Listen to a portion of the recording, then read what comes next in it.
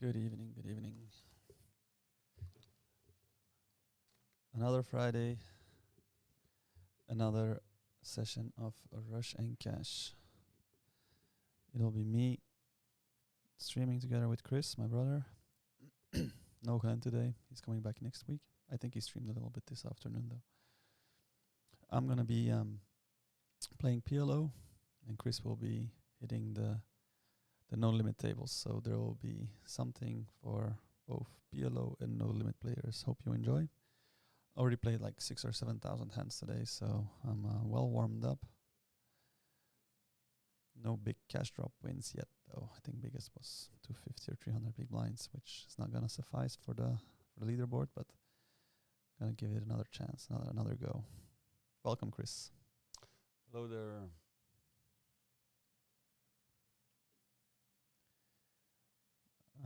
We're playing the 50 cent a dollar tables. I guess that's a stake that a lot of you can relate to. So, and of course, if you fancy playing, now is the time. Join me in the pool or join Chris in the pool. For those of you who don't know, the cash drops are doubled whenever you're at the table with a Team GG member. So that means that a minimum of 20 big blinds is added to the pot whenever you're in a cash drop pot and there is a GG team member at your table. Give some extra spice to the pot. People tend to go quite crazy in these hands, so it's definitely worth giving it a shot. Yeah, and I've been losing my pants today, so if you want to have some easy money, then you just play a hand against me and you will definitely win. Ooh, nice hand here for me. Ace, king, deuce, double suited. We like. Ever since I switched over to PLO, I've been having a tough time playing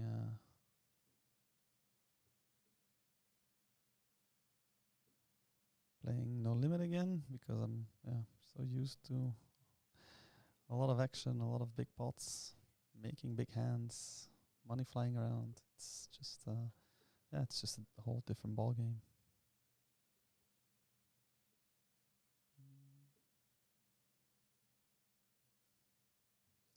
Here I'm just gonna check back. I think it doesn't really make sense.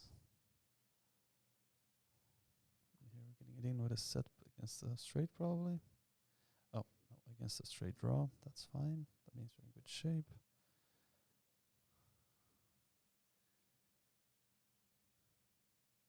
Squeezed with the ace-5 suited against 3 players and flopped 2 pair.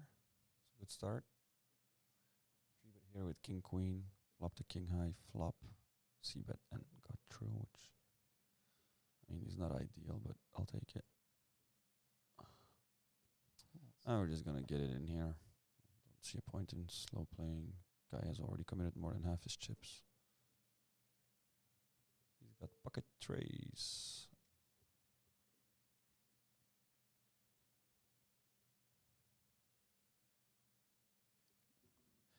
Ace, king, queen, 10, double. GG is handing me some nice hands. Come on, German dude. Do something. Ah, too bad. Single suited version. Ooh. This is actually quite ugly because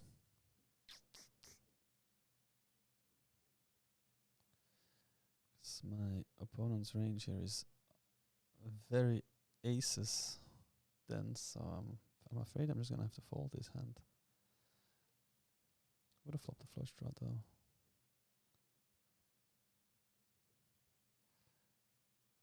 I've yet to see very many 4-bets with hands that are not ace something something.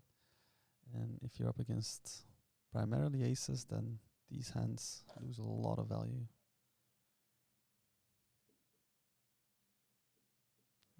My opponent here only has like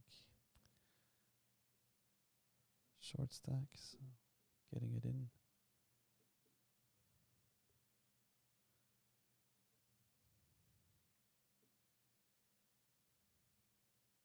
I'm just block betting small. Guess I could have also. Probably would have been better to just check. In retrospect. To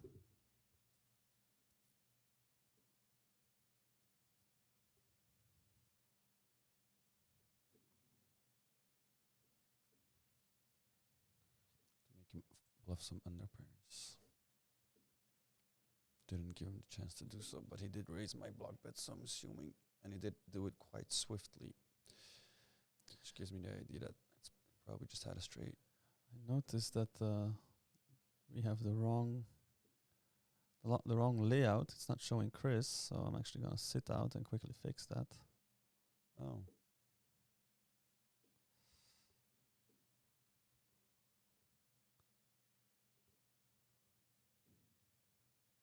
All right, be right back.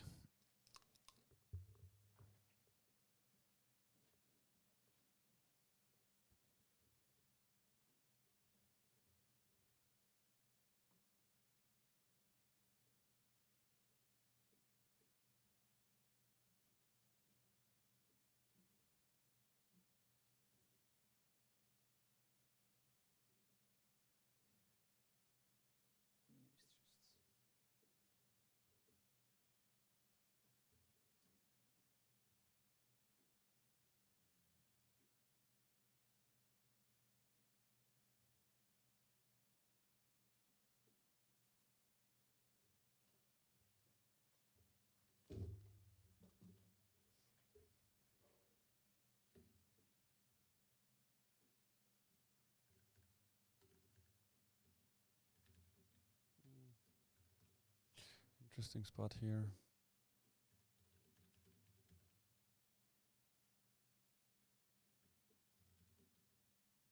Just gonna be checking the river.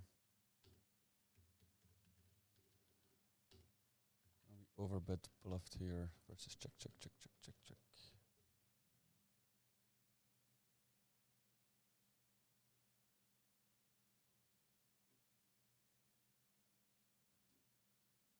I think here we just want to be calling pairs that are higher than a 6.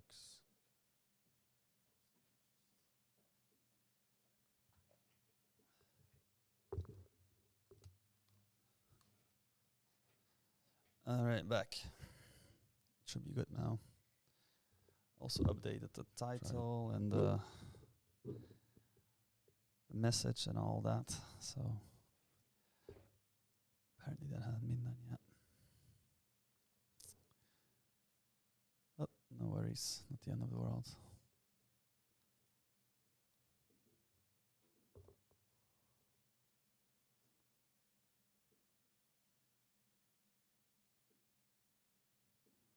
This might be a bit loose. Actually, don't know if that's an open.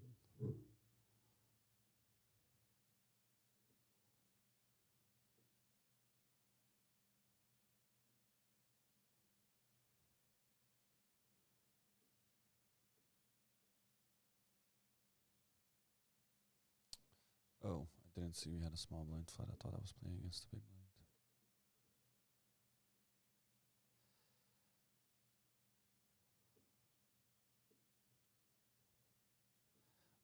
First one, banker flush. Second one, turn top pair, river 2 pair. Win it twice. Let's go.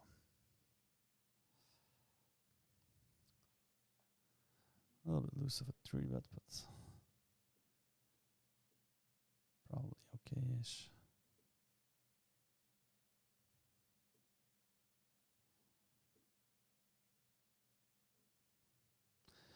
Not sure if I should just pot call this or half pot and see what happens.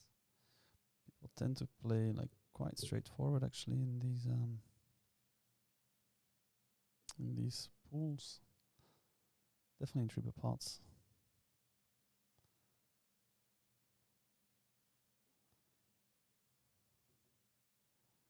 See if this works. Check, check, check, check.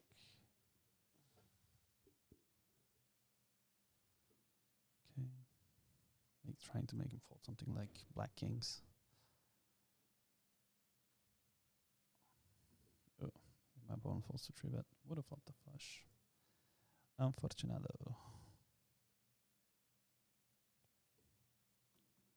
Another bomb of a hand.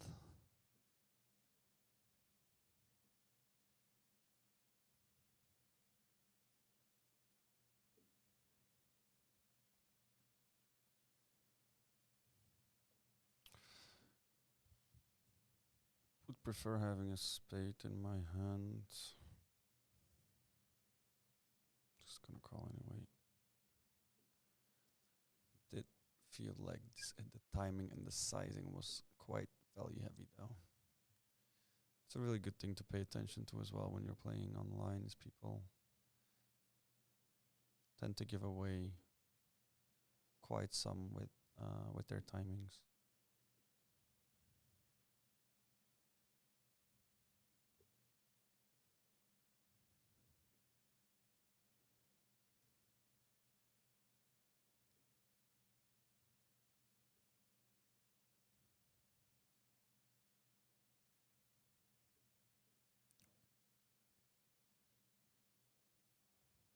Block betting the river.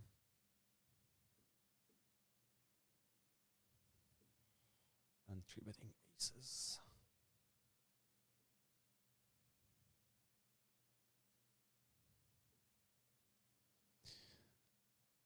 Three bet here against the KRT ZZZZ.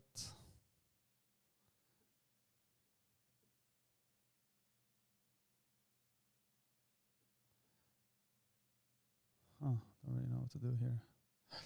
I just completely crushed the board, so I have to check.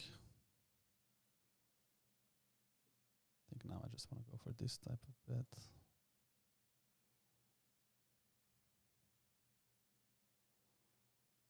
Yep. River trips as well. So got paid. The thing is, when I that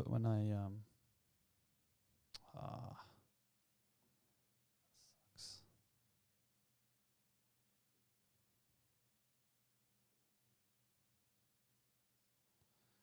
Quite tight pre-flop stats, 3-bet stats. Oh, I really should actually look up to do what to do with these hands against 4 bets out of position. But I assume, again, given that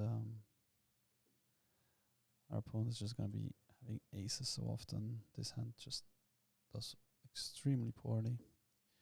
Much rather have something like Queen 10, 9, 8 than a hand like that against aces. Just very, very, very bad equity. But gotta check it. What the right strategy is there. Either way.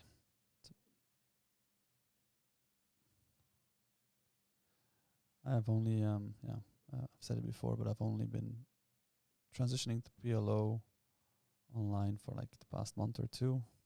I did play some live, but it's more because I always thought it was more fun live. So I definitely still make like a lot of mistakes. That's actually where I was going to. It's also why I'm playing like 50 cent a buck, just to figure out this game.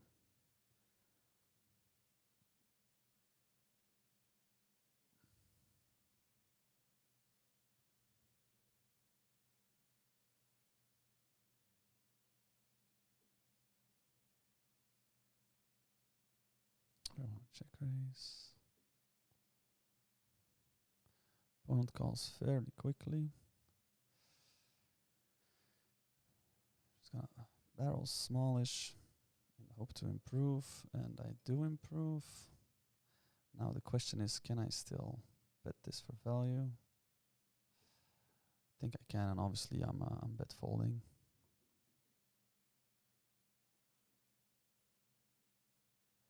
Hoping to get called by a hand like King 7, A7X, that sort of stuff.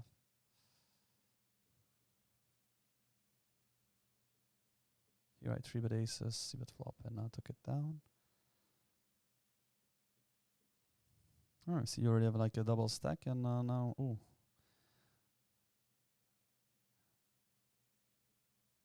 Now he has a set in a dicey board, Chris.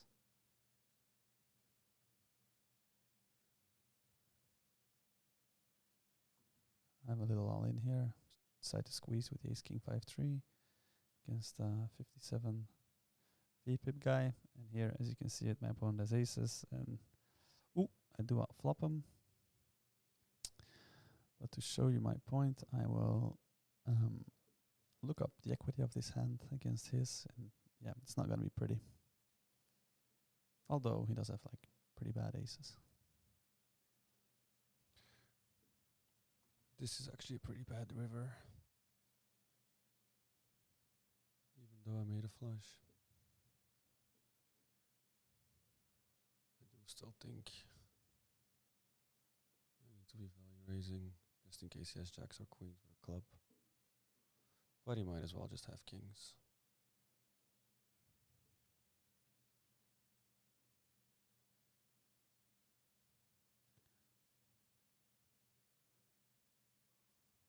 Oh, actually, in the hand just now, my hand still had 39.7% equity against his aces, so not in that terrible shape.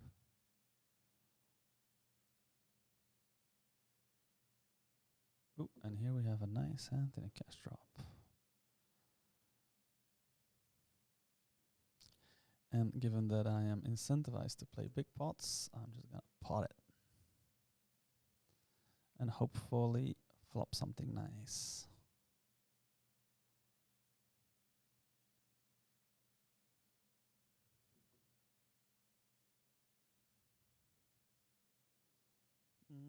Flop, top pair, and I gutter. Opponent goes all in for crumbles, so I'm gonna call him. Ah, he flopped trips, and the other guy flopped trips as well. What? Spade.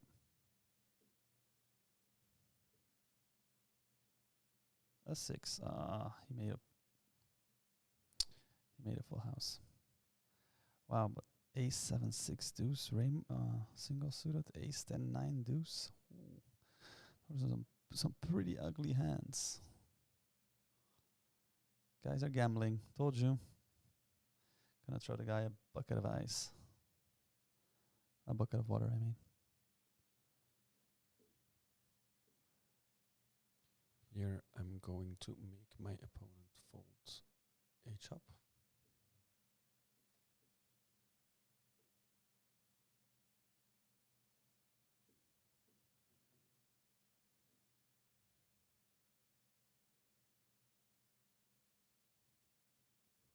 I think if I had better side cards, well, I do have two backdoor flush draws, but just not very many turns that are great for my hand. So I decided to just call. Just gonna check back turn and take this hand to showdown, hopefully.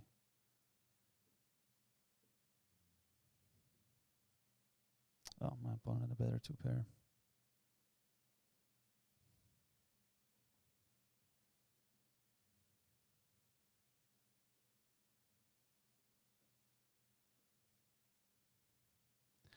Bum, bum, bum, bum.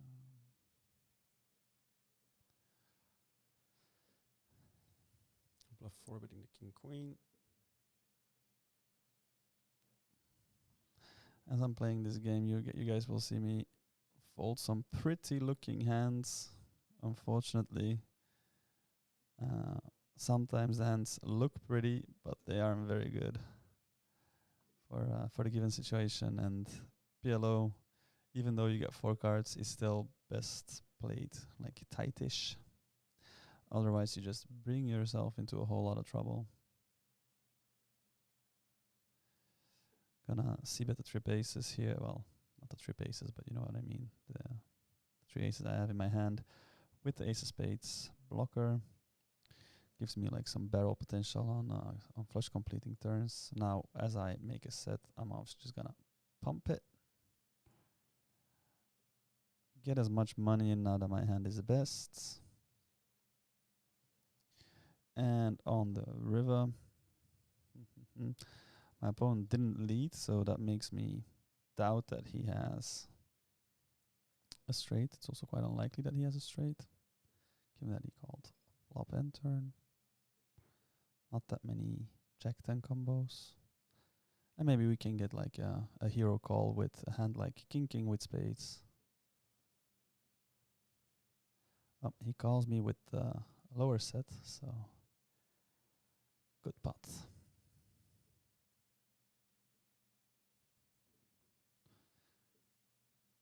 Yeah, I have some actually like a pretty good hand to see bet this flop with, but immediately get check raised, and as I get check raised, obviously it's just not much I can do.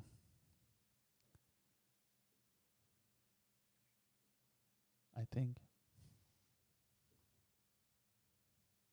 Yeah, as you guys might notice, a lot more happens in PLO than does in Hold'em. Although I did manage to win one stack already. Did lose a stack just before the stream started.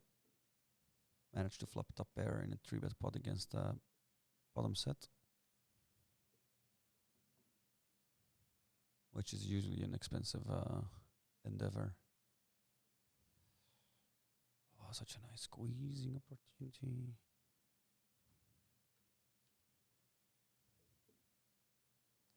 I'm gonna actually bluff raise here. See if that works. Yep. Got him. He bet and you raised the river or what? He c-bet flop, check called a pot bet on the turn, and then let pot and folded to a shove on the river.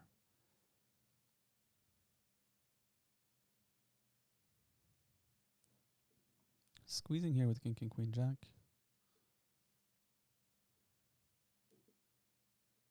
Doing something expensive again. Call a 4-bet with after squeezing with queens. It's probably not the bestest of ideas. But you know what? It seems so nice, huh? I do block the jacks, so guess my pawn would have raised some fives. Just gonna keep on betting.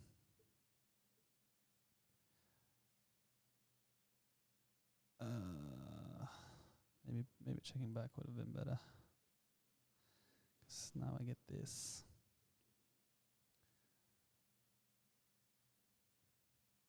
This, however, in my experience, is just never in a million years a bluff. I'm not really getting the odds to. Well, maybe he already has a boat, and I'm just drawing almost dead. Maybe checking back is better there. I'm not sure. Would have to ask people who know. This is such a tough spot to bluff.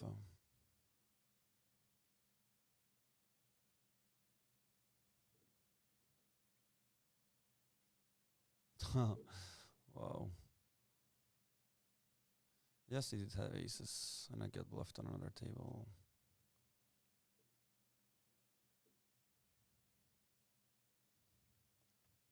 Like I mentioned, it's a really expensive hobby to be flatting 4-bets with anything that's not aces or kings, or doing anything actually against 4-bets.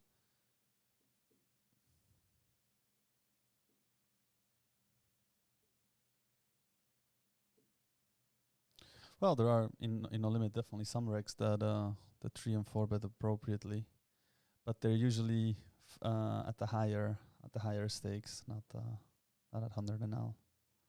So yeah, I guess as a standard, it's wise to be quite cautious against 4 bets specifically and 5 bets.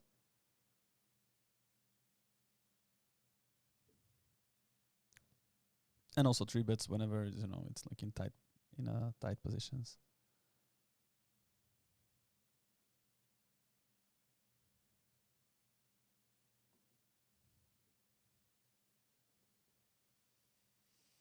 This is looking quite dicey.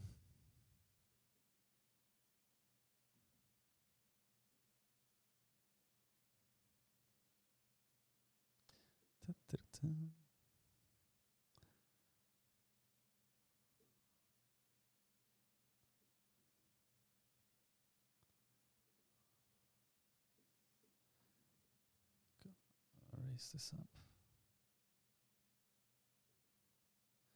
no takers. I do actually think that in these games, even though like obviously it's appropriate to play quite snug, tight-ish, but given that people are not really finding all the three bets and four bets, it does make sense to open up a little bit here and there. You can definitely play a little bit looser than what the charts would tell you to do. Obviously, always taking into account who you got at the table. That's why I color code a lot of my opponents, so I can immediately have somewhat of an idea of what type of table I'm dealing with. This, for example, is just a fold under the gun, even though it looks so sweet. And this here, ladies and gentlemen, is a fold as well. Sad, sad, sad, I know, but what you gonna do?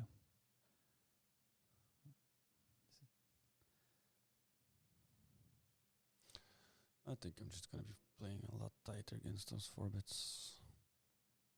Probably win by folding to all of them, apart from your like really strong mergey three bets, such as like the ace queen suited and stuff that can flat four bets. But probably, I'm not sure if you actually prefer. Yeah, you probably want to be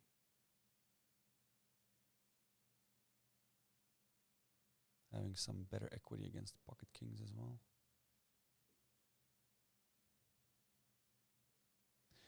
Pretty bad board for my aces here.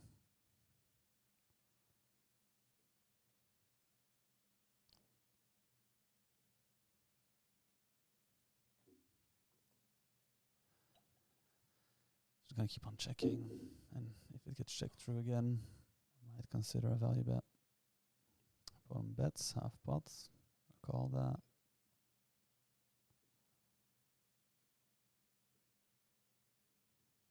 And hopefully see it check through on the river. Oh, he actually had top pair, second and flush draw on the flop already. Decided to just check it back. There you go. Just see how careful people play, you know.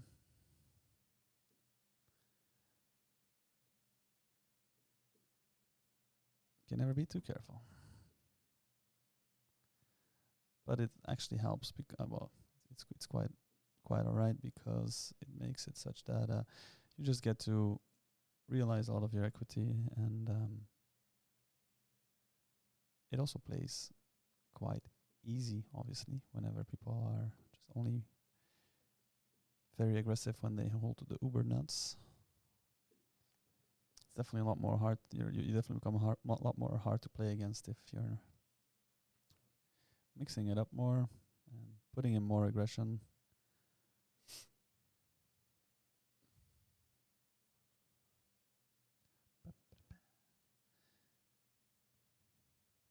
I don't really see too many Belgians at the tables. Where are you guys?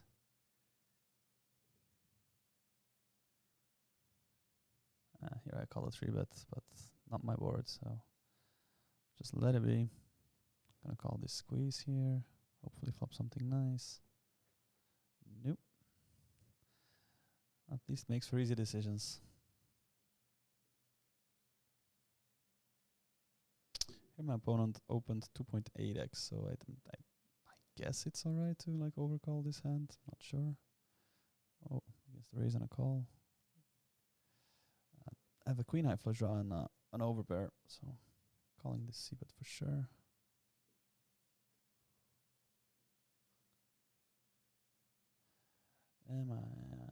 Yeah, just bring this to showdown. And he has kings. Well, GG.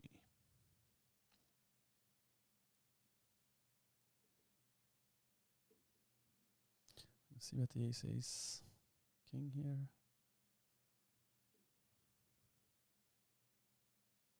And obviously this bottom card pairing is pretty good for me, so just gonna keep on betting for value. My opponent can easily have like king x with hearts to continue. So definitely getting called by some worse hands, but he decides against it. Here I squeezed with ace queen queen jack. Opponent dong bets a third.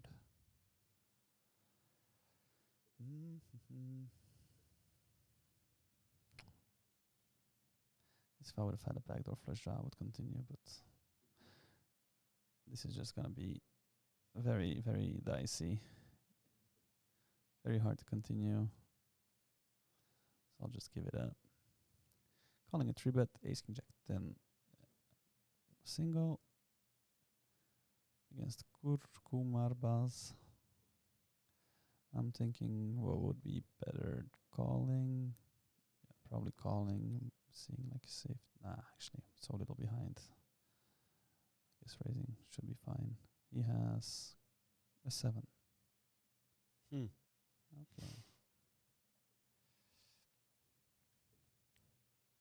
He does make 2 pair, but I make a better 2 pair. So the 80 BB pot is mine. Nice. By the way, if you guys have any questions, anything you wanna talk about or say, feel free. Just always keep it decent. Be nice.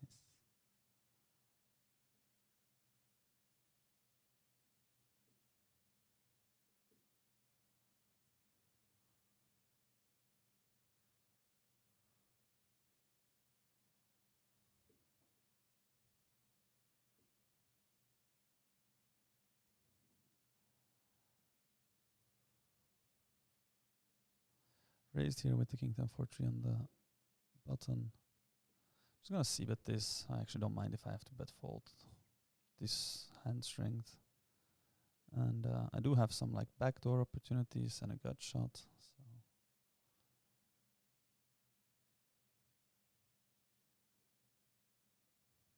gives me barrel potential. I do immediately make the gut shot. Always helps.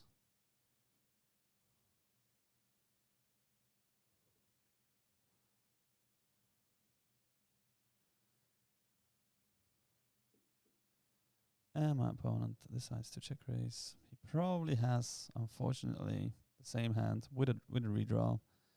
But I don't know which redraw he has, so might as well just stick it in the flush draw.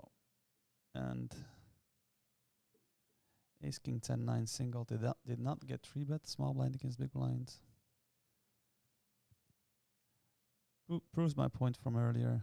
People are relatively tight-ish.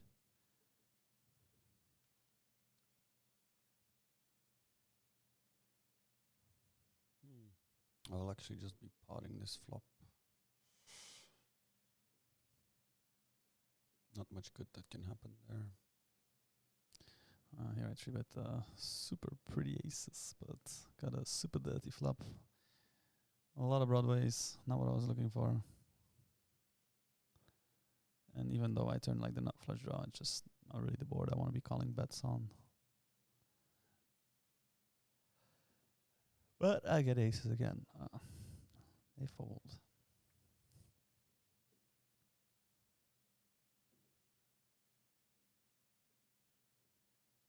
Squeezed ace jack offsuit and had to fold on the 7-6-5 board. Definitely when you're squeezing small blind and you're squeezing linear, those small boards tend to not really favor you, so don't get too funky on them.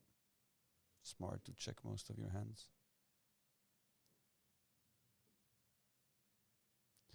Yeah, I'm just gonna immediately fold the sucker and have a straight. Just not a spot where people ever bluff. So, oh, this guy actually did bluff, but the other guy behind me at the nuts.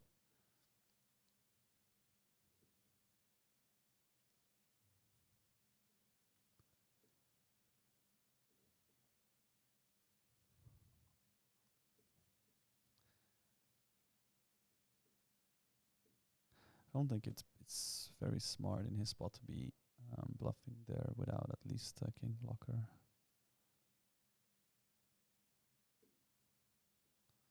I guess it's good to have a jack.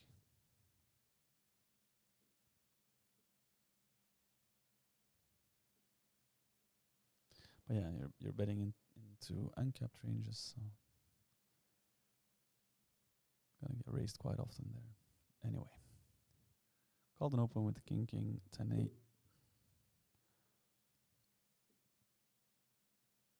But not much I can do there. Here we did flop a little setsy. Guys, you're gonna have to give me some action because otherwise we're gonna be falling asleep. You're just sticking it in with the top pair and the 10 high flush draw. Might be in bad shape. Yeah. He has a better flush draw, but he has so little behind that it didn't really matter. Just gonna try and bink a 10 or a 6. Oop. That's part 1 of the plan. Part 2 is dodge ace 8 queen 4 or club. And that works. So mission accomplished. Hello, Pezinho. What's up?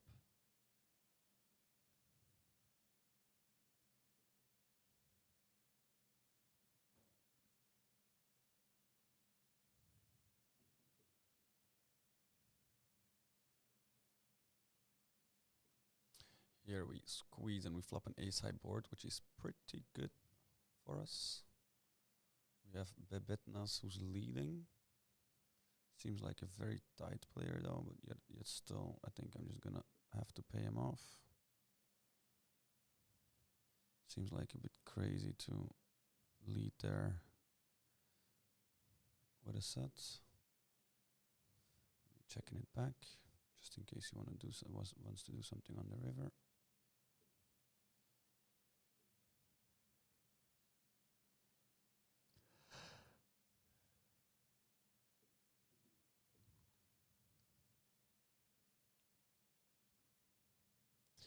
By the way, if Sizing you seems guys appropriate for my hand.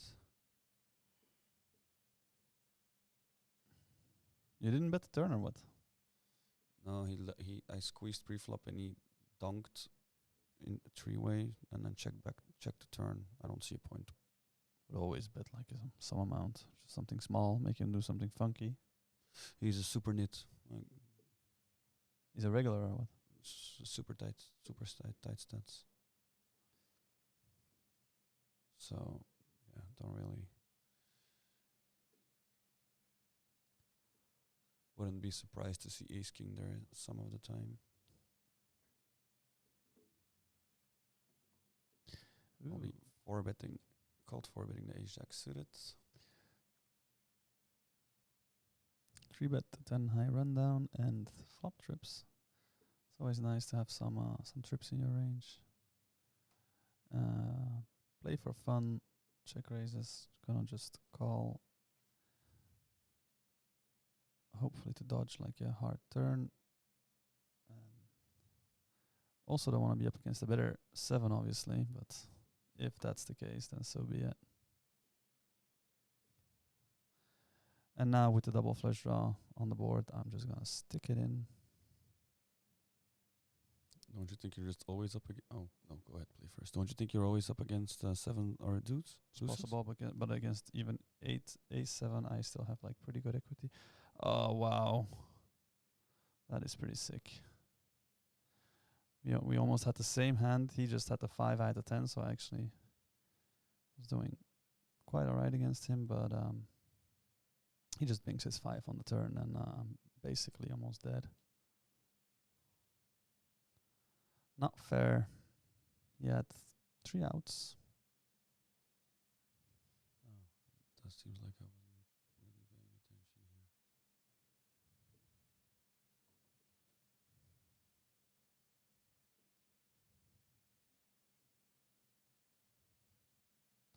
Trying to think if this maybe is a hand that I would want to just like bet 3-bet on the flop.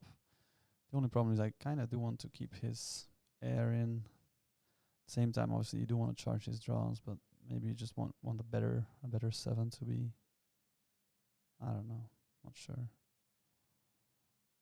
Not sure what to do.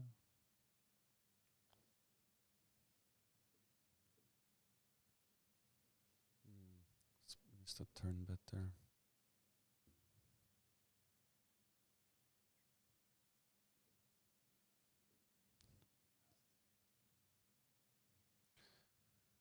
Here we beat all the air hands. Don't beat the pairs though. And don't beat the bluffing ace queen either. We're chopping against that. Quite a weird bet from his part.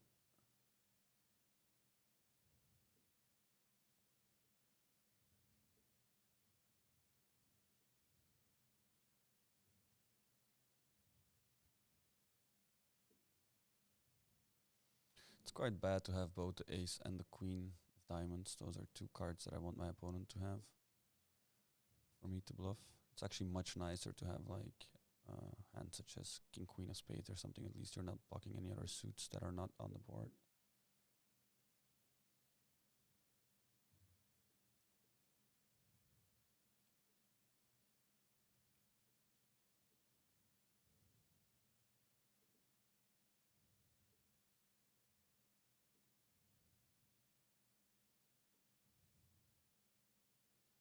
Here I 3-bet ace king 5 for double.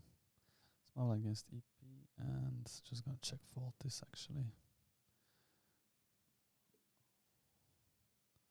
There's not really much I can do with that flop, so I'll save myself the c-bet.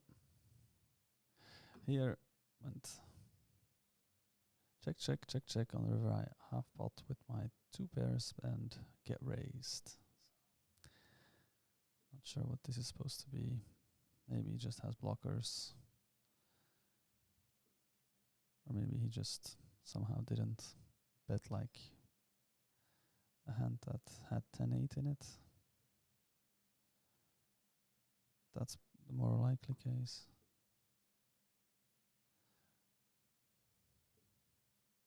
The more likely scenario, so. You're not gonna get rich by calling bluff catching raises too frequently on the river at these stakes. That's an expensive hobby. Like I said, from what I can tell, people are just very careful with their value bets and their bluffs. Just rather passive style for most.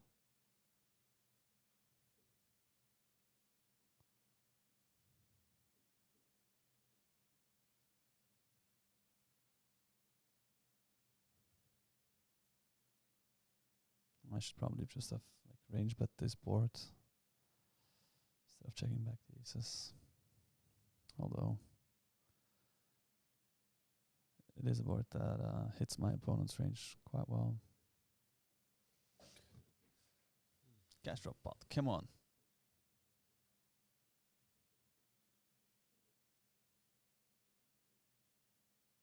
Ooh, do have a nice hand. It's a good start. Want to see some money go in.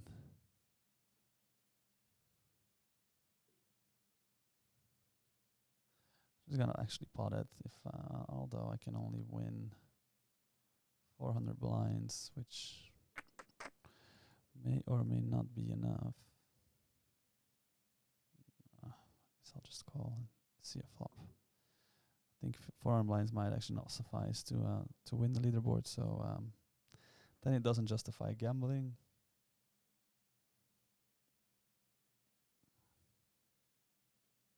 So for you, for those of you who don't know, like the streamers, they have like a little competition going on between them, and at different stake levels, if you can win either the highest or the second to highest cash drop pot of all streamers, you get like a little extra.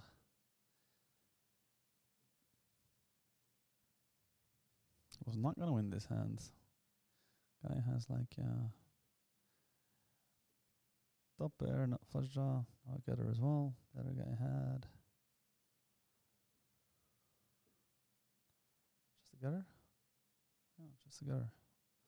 Some gambling from Afalan. He's not afraid.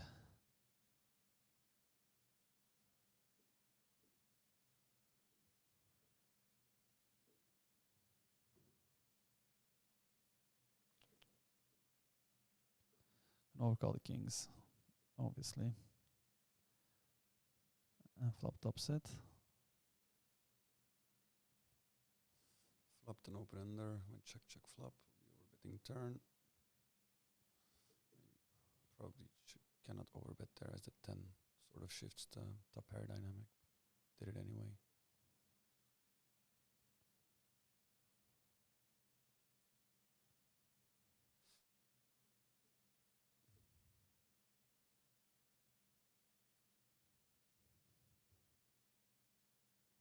Just checking back this hand and likely winning. I don't think there's any point in value betting.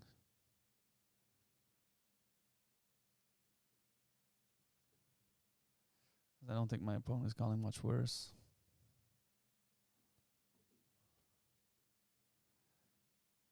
Ooh, another orange table. That does get me excited. How much money is that at 20 blinds? Ace 10 6-3 Badugi takes away my excitement though. It's not exciting at all. Just gonna have to fold this.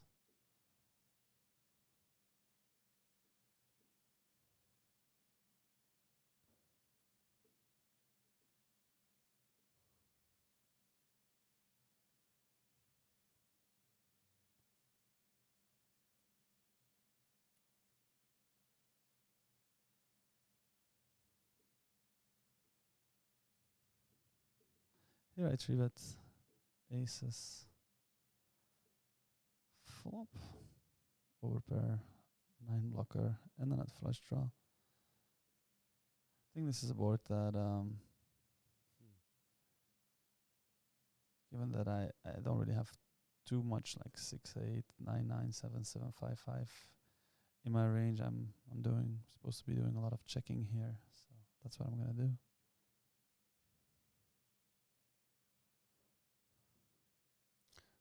I think I can actually bluff this hand. Though I do counter his 2 pairs now. Probably gonna have exactly queen 10 almost always though. Checks.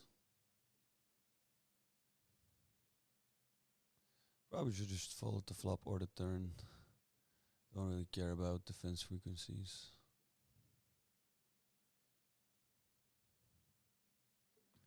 And I don't get there, so river is an easy fold.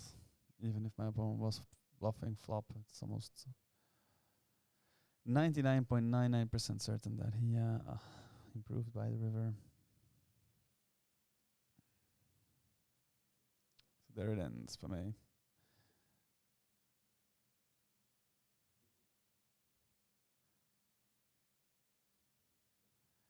What am I gonna do with the 8s here? I don't think bluffing makes sense.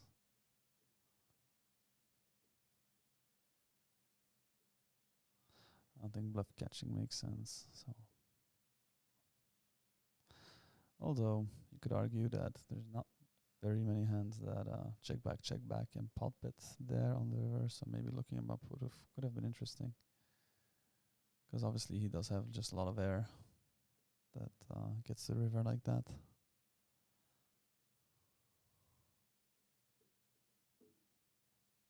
Here I'm just going to keep on checking because I just think my opponent has absolutely none.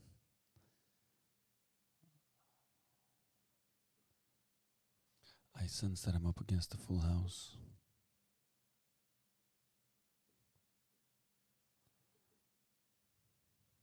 Oh, I wasn't.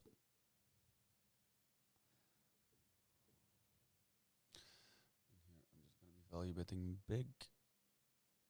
Check, check, check, check.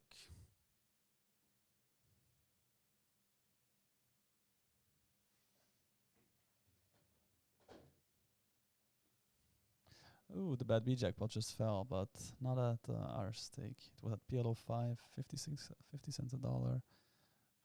If I saw it correctly, like 7,000 was handed out.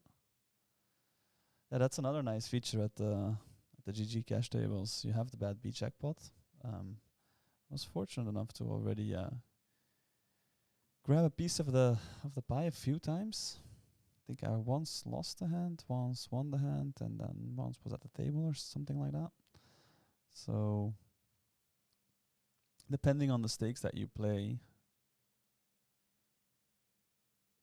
and the format, the money paid out is bigger or smaller, but it's always a pretty nice payday compared to the stakes people play.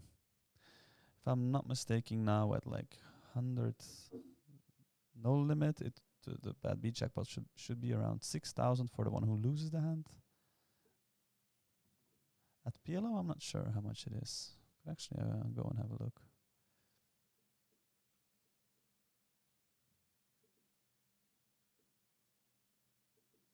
By the way, if you guys haven't heard about it yet, soon there will be the GG Masters Overlay Edition. The GG Masters is a tournament with $150 buy-in.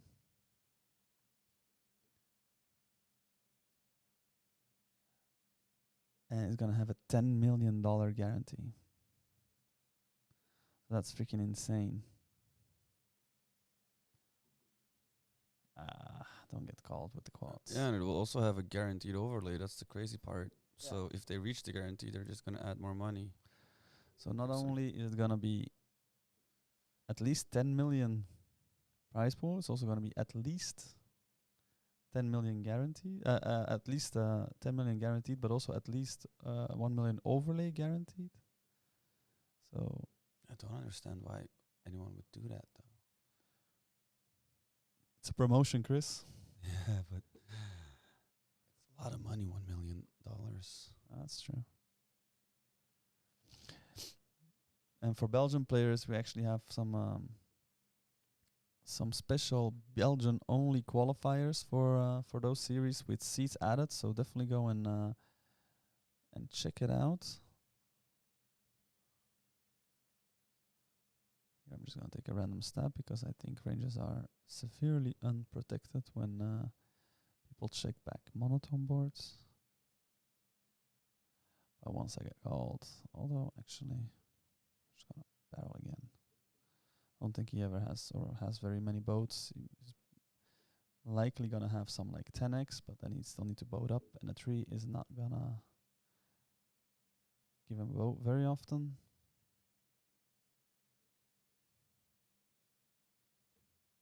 Bet small because I don't want to call a bigger bet, and do get some value from worse. So yeah, I was right, by the way. The Russian cash PLO 50 cent a buck is about 6,000 for the winner. Well, actually the loser of the hand, you know what I mean.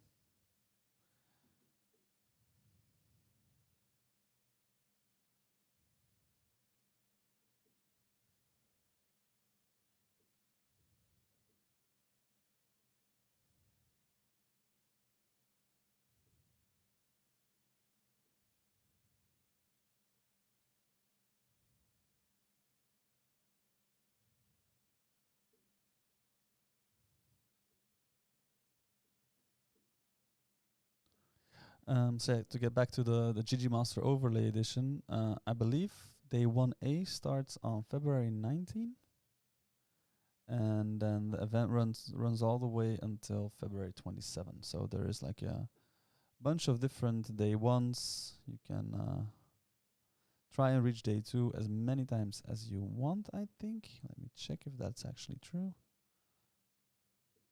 Because the GG Masters regular tournament is always a freeze out. That's why I am not entirely sure.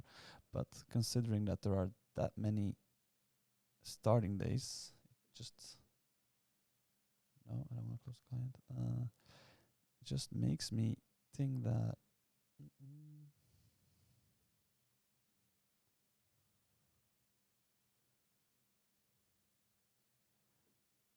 well, it makes me doubt that statement basically.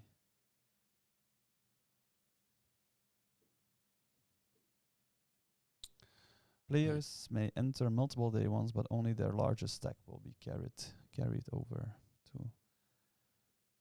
to day 2. Okay. So you can try as many times as you want. You can try and build up as big of a stack as you want, but the thing is that the stacks don't get combined, so it's only your largest stack that advances. Keep that in mind. You get 10,000 starting chips. The blind levels are 15 minutes. It's an 8 max tournament. Yeah, $150 buy-in. And like I said, 10 million guarantee. So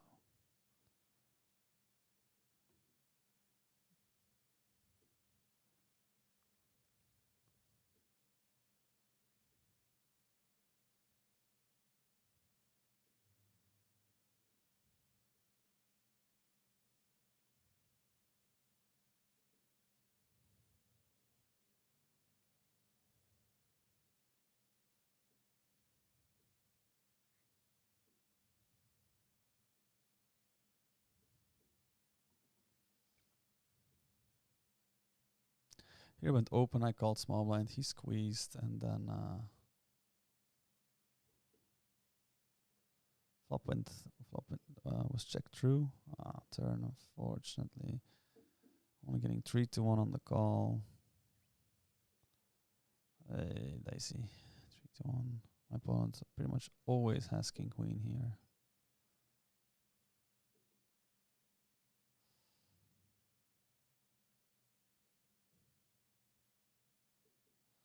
I also block a little bit my own outs. Bleh. Nasty.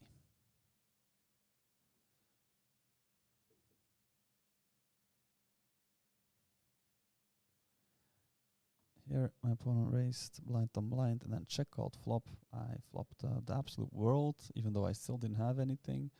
But wrap plus flush draw. So, good hand to be aggressive with. Turn ace obviously didn't help me, but was not gonna take my foot off the gas.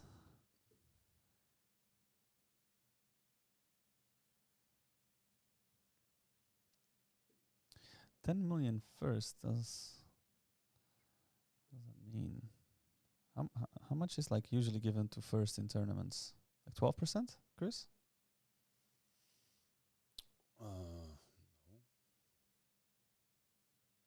No. It's more, like 16% or something. Yeah, but also in like such big fields. But I guess Yeah, the bigger the field, the smaller the. I guess first will be $1 million though. Cool freaking million for $150. Yeah, you will have to be able to dodge a lot of landmines though. But someone's got to win it. Yeah, that's the thing, right? Why is it never me though? Last time I won with those freaking tournaments is The birds could still sing. yeah. I used to think I was quite good at them. And then I thought I was better at them, and then I stopped winning with them. Yeah. But it's really about, in tournaments, it's really about staying sharp towards the later hours. That's the sort of paradoxical part, that you have to be the sharpest when you're actually the most tired. Yeah, and it's quite an intense grind. Yeah.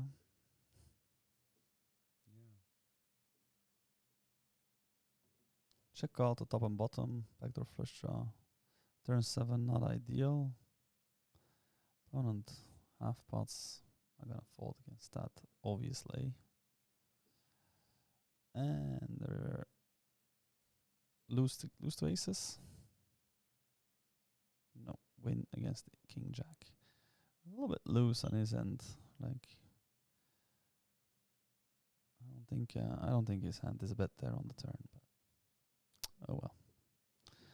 I'm not gonna complain about it.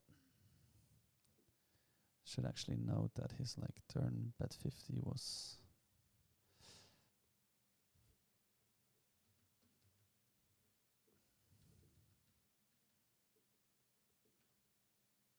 Yeah, I should have actually also noted something before.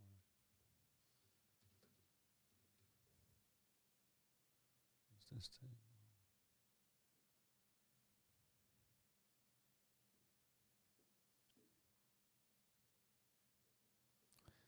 Like this zzz in my ear this entire time. It's driving me a little bit nuts.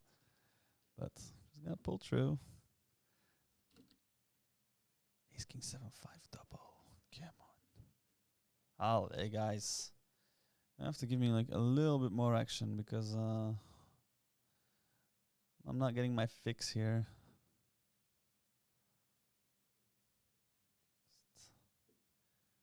Tight, tight, tight, tight, tight, all over the place. I can see that I'm also only VPing 22, so not really the loosest player at the table myself.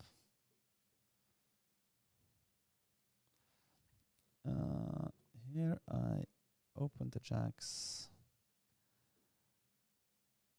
Just gonna see bet the blockers. Checking back sucks. Betting sucks. So, well, it's obviously better to have tens than jacks, but can't always choose. When he raises, just like done with the hand. Not gonna do anything crazy there. He just has a straight 99.99% of the time. And then you should calm down.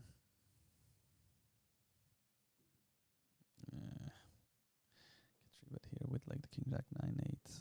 Just with the 9 high suit, I don't think this is the fent out of position.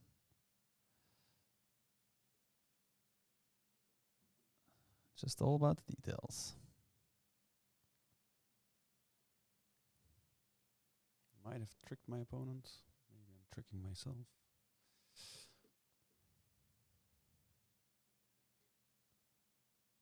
What happened there? What was your trick? Check call the turn. Ooh, spicy. And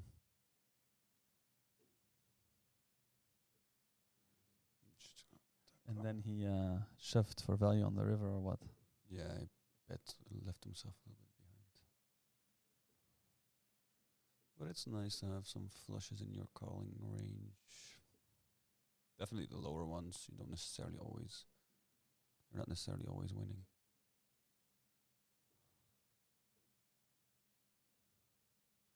I am just rule of thumb number 1. I'm just gonna be really fucking tight against 4-bets. Definitely when we're deeper. I have the feeling that people just do not 4-bet anything anymore when they're deeper. And it's in some regard true theoretically as well, that you have to 3-bet a 4-bet a little tighter. But the 4-bet range is already very tight, 100 BB deep. So then when it comes to 200 BB deep, it's like even more insane. What do you think? I think I have a straight on the turn. That's what I think. But yeah, people tend to get more scared when there's more at stake. So it makes sense that people consciously or unconsciously actually start playing tighter once the stacks are deeper or too tight. Yeah, but it's also true. I mean, it's logical. Your get it in range becomes tighter as well as the more big blinds are behind.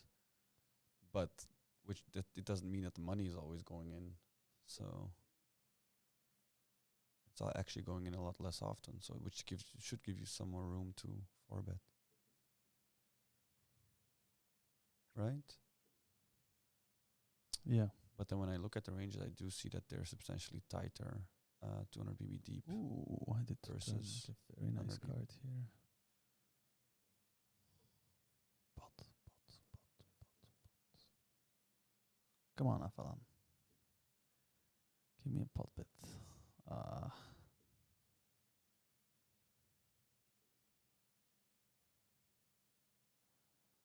That's unfortunate. Maybe a summer. What does he have that like check pots and then checks a set? He's in pretty bad shape.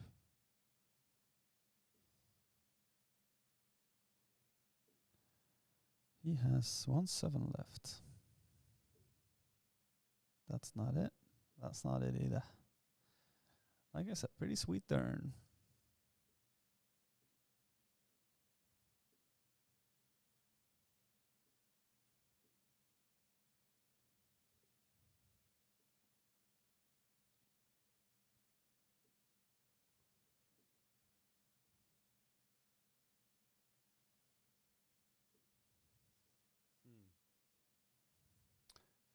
do not think I can value bet here anymore.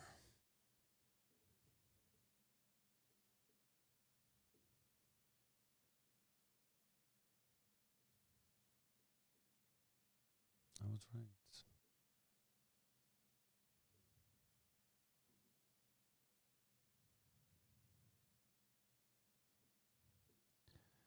Flop the boat ski.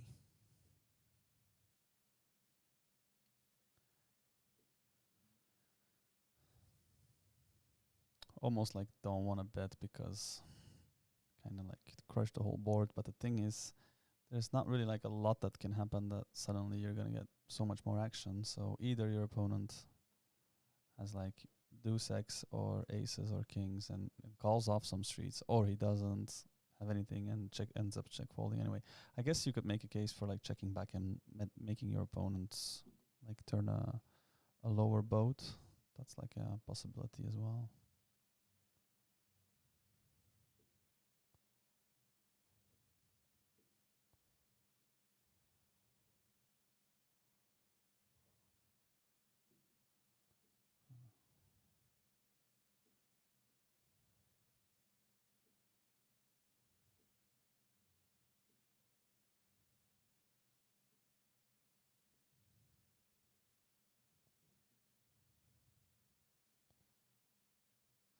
Flop went check check here. Turn he checked again, so I decided to value bet.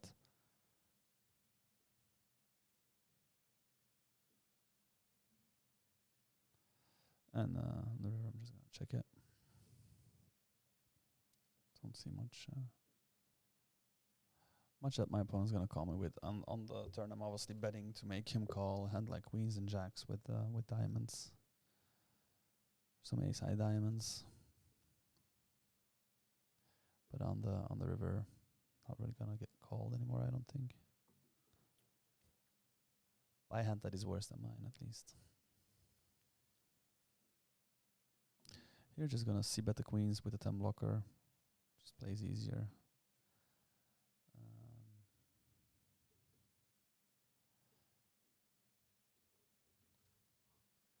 So I'm just gonna barrel this. I do have like the backdoor flush draw blocker, and obviously the two queens that block the 9-7. Now I'm not really sure what to do because I pretty much don't have like any bluffs. I guess I'm just gonna do something like this and see if that does accomplish it. Oh, I think I ended up flatting here with Jack 10 small blind by accident. That's not good.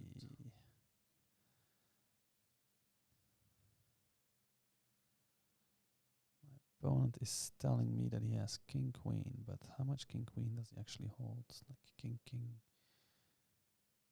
queen 8 jack, king queen jack 9.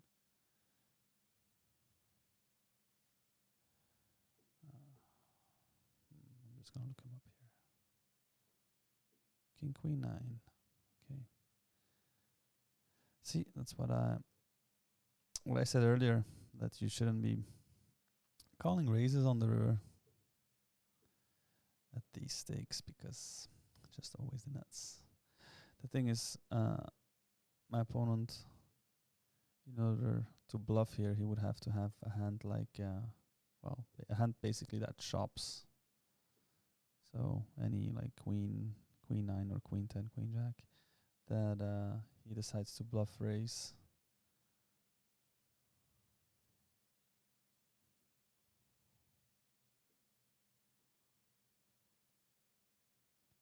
Or maybe hand like king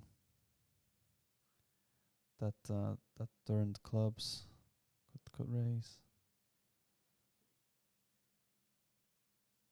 But yeah, in practice, it's always just the hand that they are repping. So don't have to go too deep in these games. Just it's fairly straightforward.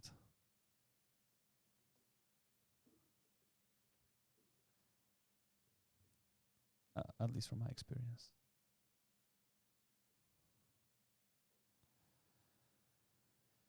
Here I flop the nuts. I'm actually gonna check this time.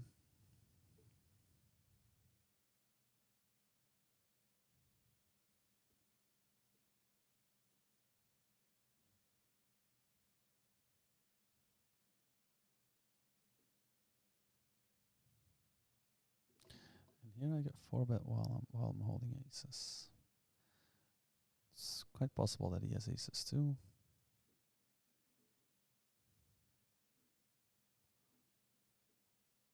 Yep, he does. I do flop a 6. He does flop a flush draw. 6, 9. No spade. Damn. That means aces lose to aces.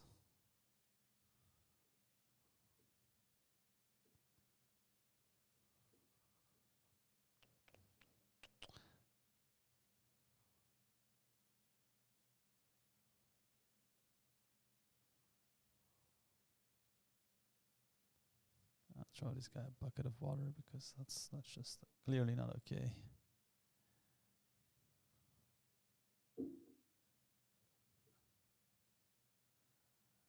How's it going for you actually, Chris? I do see you have like a 260 blind stack, so that's pretty good. Yeah, started off slow, but then things got better. Up a few buy-ins. Yeah.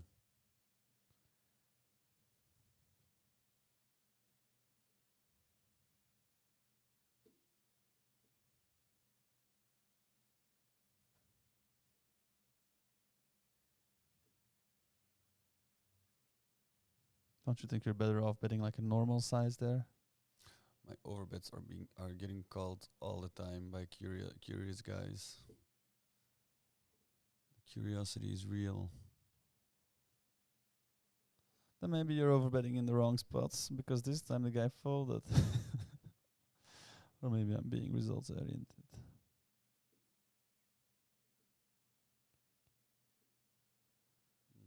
This is probably a big bet spot. But you only get punished for using inaccurate sizing when your opponent actually has something really good, so it does not really matter.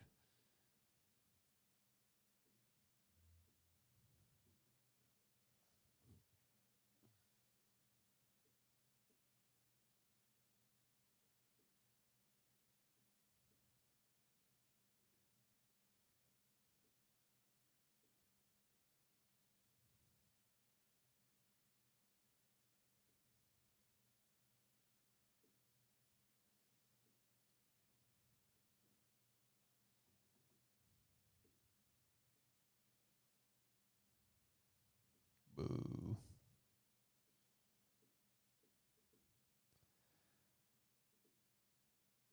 It's like a pretty horrible river bluff spot, I think. I think I'm just always getting looked up here, so not by that hand though. So I should just like bluff regardless.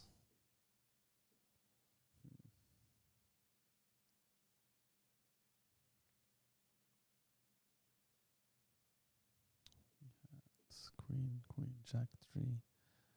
Really no business in betting the turn, brother. Oh, he did have the flush draw as well. Okay. Oh, he didn't. He didn't have the flush draw.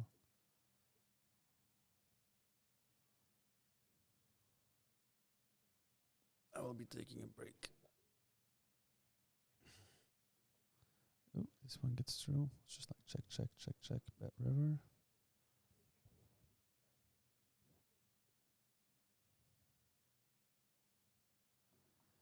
And here, my hand just has no real bluff or barrel potential on flop or turn, so just decided to delay it until the river.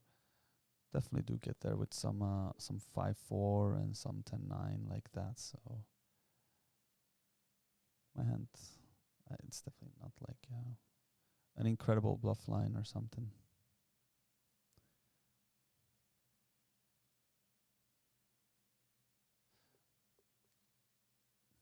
Just gonna take this headset off because it's like buzzing in my ear and it's driving me a little bit nuts.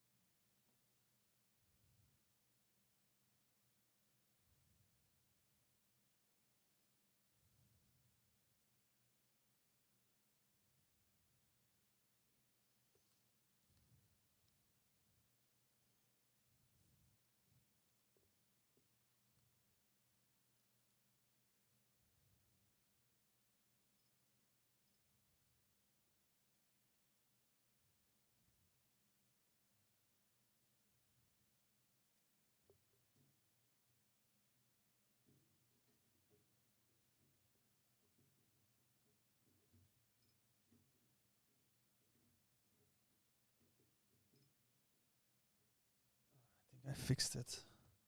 Yeah.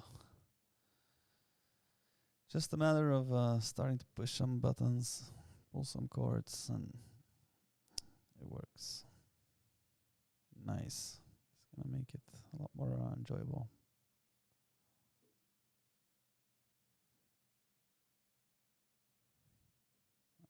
Actually, too loose of an open, but I might just be on the margin. Not sure. Nah, I'm pretty sure this is not an open.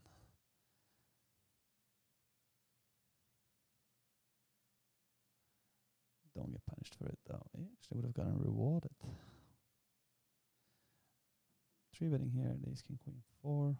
Against standard again. Against my red opponent. Red means on the tight side.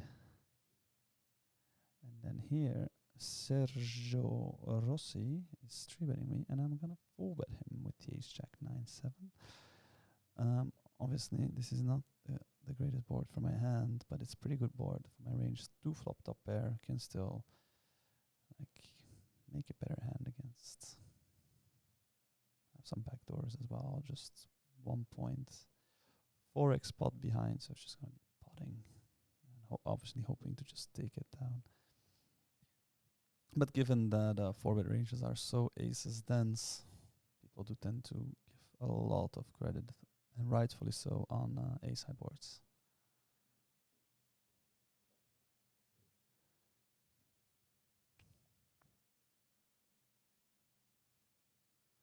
And here I'm gonna 3-bet my fellow countryman with ace queen queen 5. Actually, as it's triple suited, it might play better as a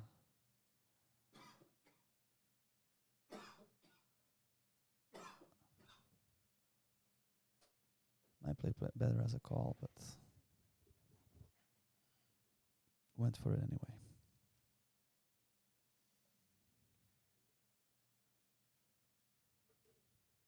I'm back.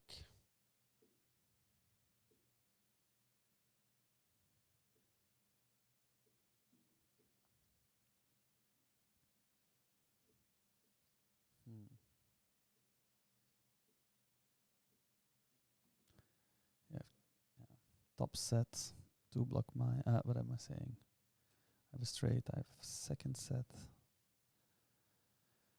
and I block myself a little.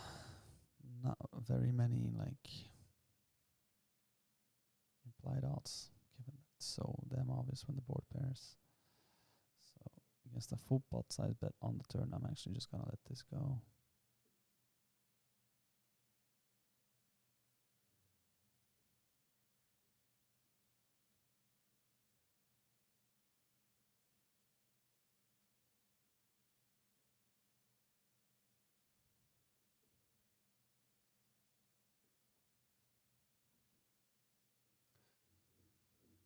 The top card pairing here is usually quite bad.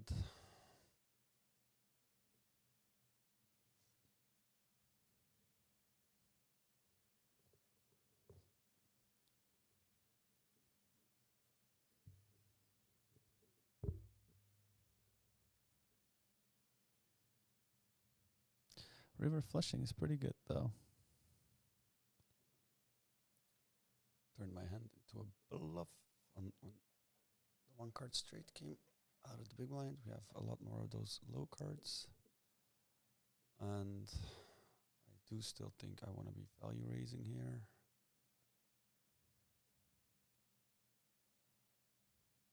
And then fold if my opponent decides to shove the river.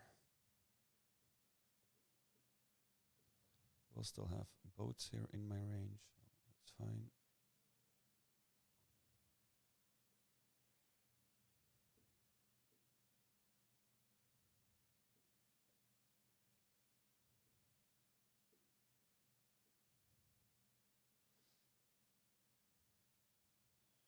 My opponent did decide to call with the trips, which is a good result.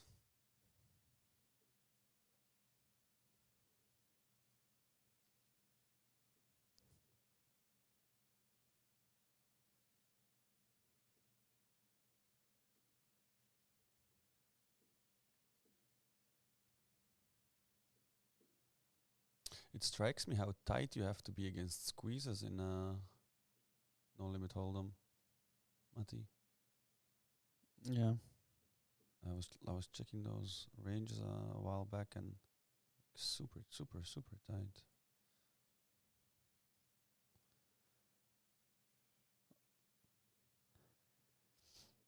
And if against GTO ranges you need to be tight, it means in practice you need to be hell of a lot tighter still, because squeezes, they just, let's say that the value component is found by everyone, but the bluff's not always. Yeah, I guess you can say that. Another cash drop pot, just limping in with 10-6-4-4, getting like obviously 20 something to 1. Not gonna do anything against the pot bet and a shove though, obviously. So out of there. I have like some big all-ins in cash drops. Come on, give it to us.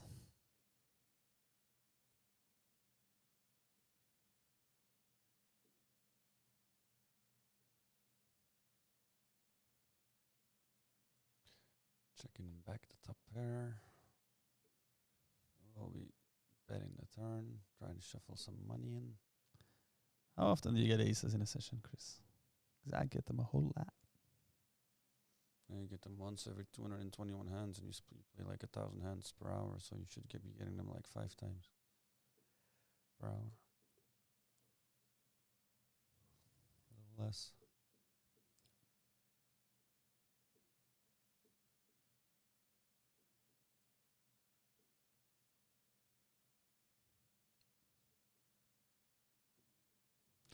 You're right, like ice soda, a limper. Not a board I can do a whole lot with, so.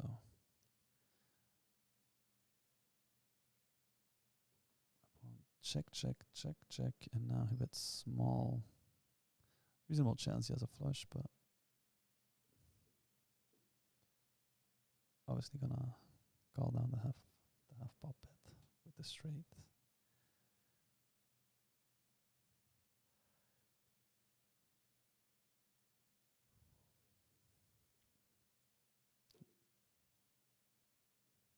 And he was actually value betting a worse hand, so worked out perfectly.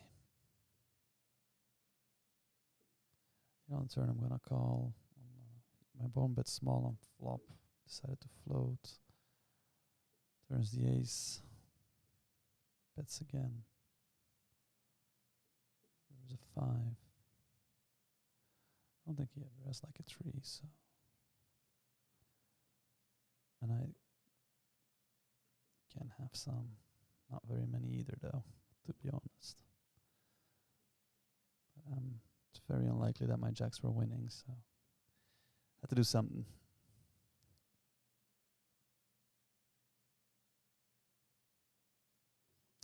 Here I'm c-betting the aces. The ace of diamonds blocker.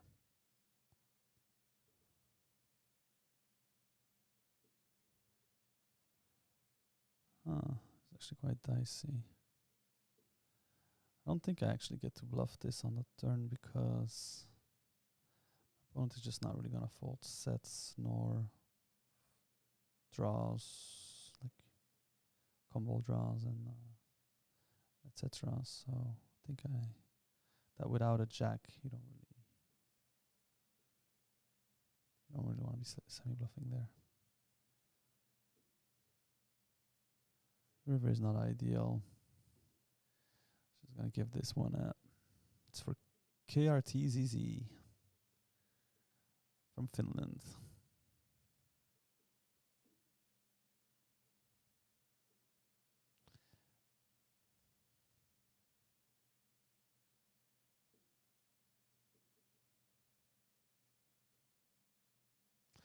Only hands I'm beating here are like Queen, Jack, 10, X. Thing is though that my opponent should have bet a lot of his King Queen he probably raises flop with. I'll just bluff.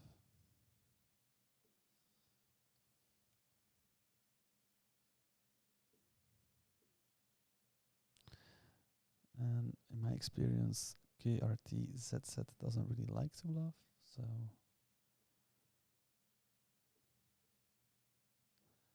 I don't know. Something was fishy about it, though. Smelled fishy. If any of you call there, let me know and tell me why.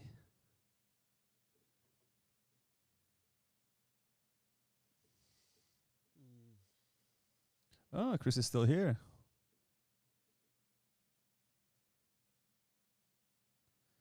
Chris is Yeah.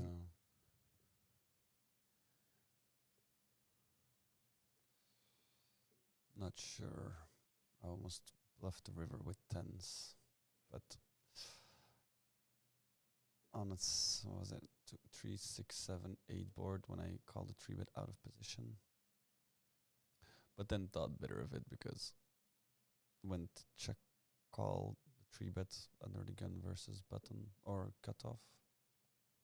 Check call the flop and then let the turn and then check folded the river to a fast 75% pot bet. I was close to ripping it in, but thought better of it. I don't think I can call there profitably.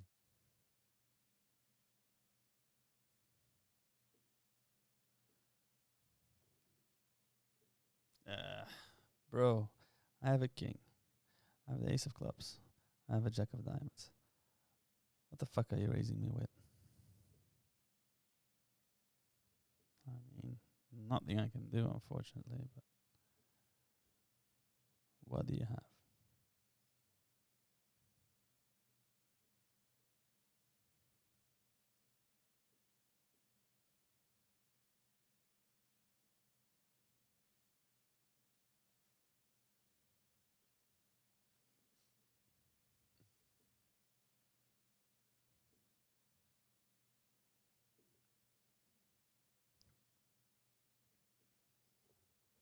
Yeah, quite an uneventful session actually so far. Did lose the trips in the 3-bet pot against the turn boat, even though I had him in. Well, we almost had the same hand. I actually had a bit better, but he got there on the turn, and then there was the aces against aces that were lost. Other than that, not a whole lot has happened, I must say.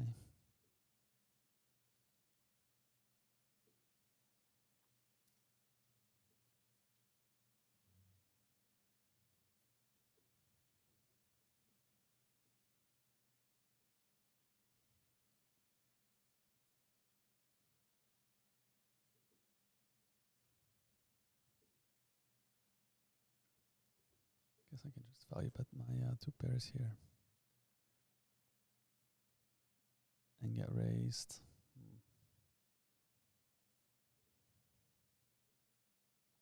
Without any backup, just actually gonna bet fold this.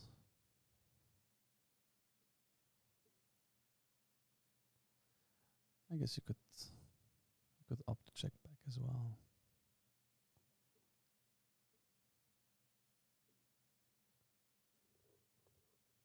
And a bit like the same thing, just like my hand is just like bad for bluffing, so I just wait until the river.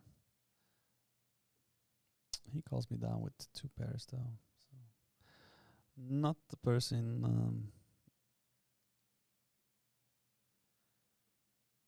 that is easy to bluff. I actually already had him like tagged as station. So if I would have known, if I would have checked the note, I might have actually just taken a6-3 deuce or whatever it was, a6-4-3 to showdown.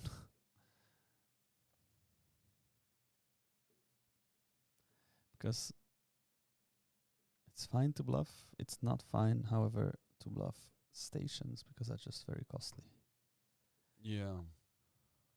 That's something I had to learn, that you just, never think in terms of having balanced ranges whenever you're just playing someone that deviates so far from an optimal strategy.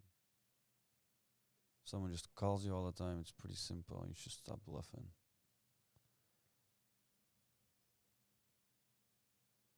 Here I let turn with like a double gutter, and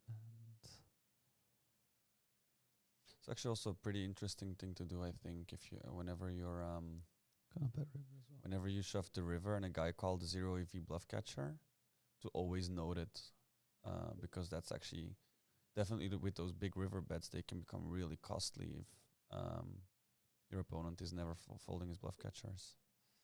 Another station.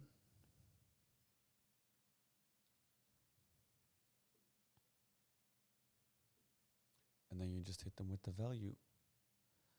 Opponent Slapped. called me down Squeezed with ace 5. with hearts. With, I guess, a queen blocker.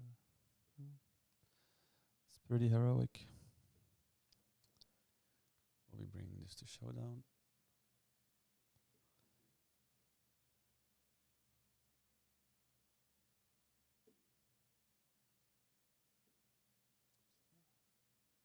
And we On the have other an hand, I all-in. would Oh. usually like VPIP, but this guy is like 53 VPIP, so guess that makes it okay to defend. Or to cold call in position.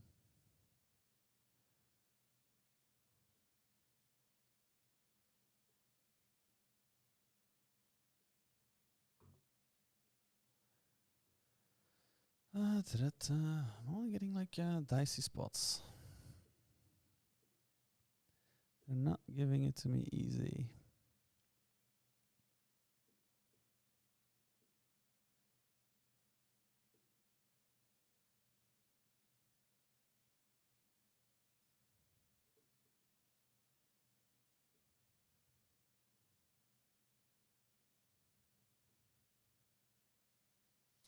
Yeah, and that's the thing. Even on the lower stakes, that's the ones that we are playing. You still have to have a pretty good game, and you have to run pretty good in order to get nice results. So definitely do not think it's a walkover business. I mean, it's definitely beatable, but you have to be willing to really think about the game and try to improve your game and get reads on your opponents, and definitely on the player field as well.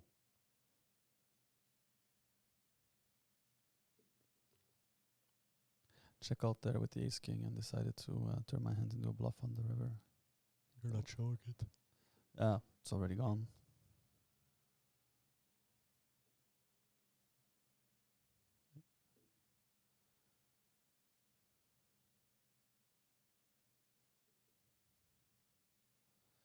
Actually, not entirely sure what to do with these type hands against under the gun, but it works if you 3-bet it and flop a straight. That's like perfect strategy. The only downside is that's on ace high board, so I might get a little bit too much respect. Degen 1, 2, 3, 4. What you gonna do, brother? Thinks better of it. Guess I could argue checking back this. So I have 2 backdoor flush draws. Then at the same time, I do unblock obviously all the aces. So if he has a hand like ace king there, he's definitely gonna call a bet on the flop, and then I can build a nice pot.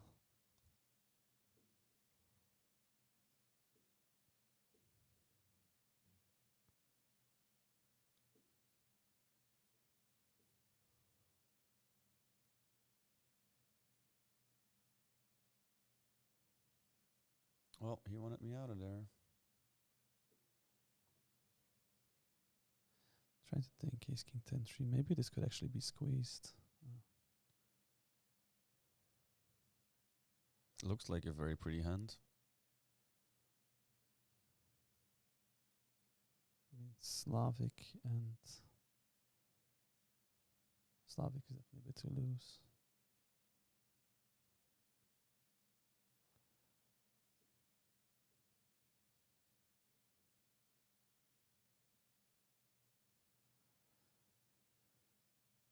Guess do I want to be in here? Flop the set. Guess I do. Do have like some nut potential. It's like a at least 3-way pot. My opponent cannot back raise.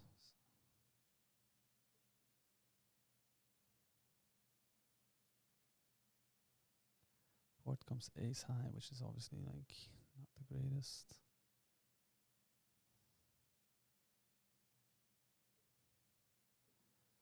Ace high, no backdoors. No, ace high, no draw for me. So I guess we're gonna get to see what Play for Fun has. Ace queen 9-9. So he did outflop us by quite a big margin.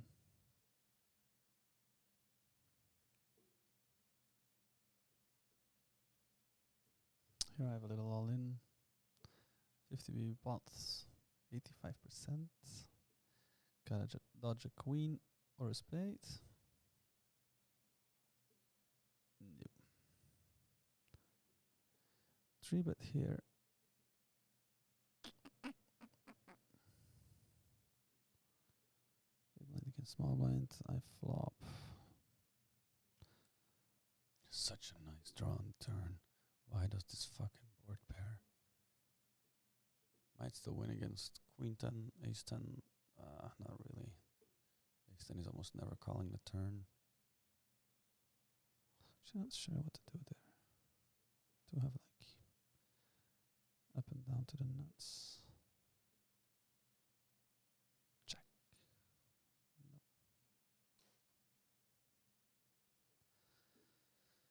No. Yeah, I was pretty much lost in that one because checking seems sucky. But once you bet, you're basically always bet calling because you just have so little behind. So I think bet committing is fine. But does feel dirty for sure. Here my opponent check raises small. Now he's like milking me.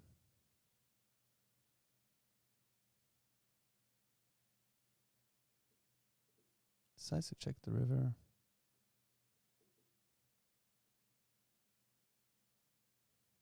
He has kings as well. Okay, interesting.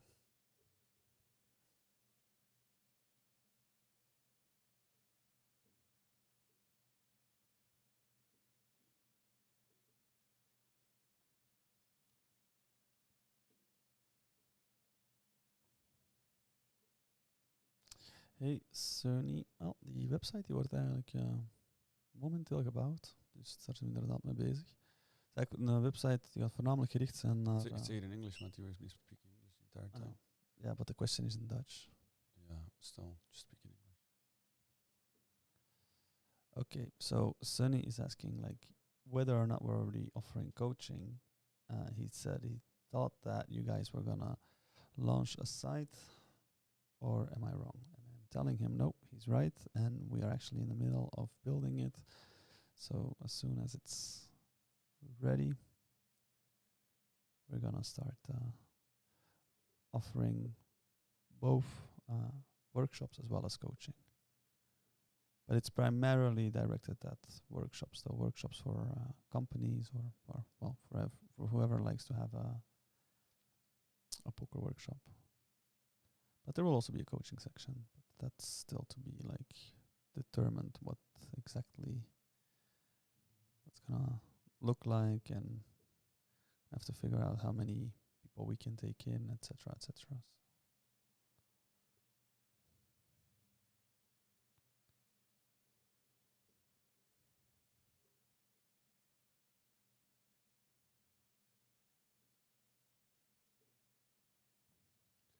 Pretty looking hand here.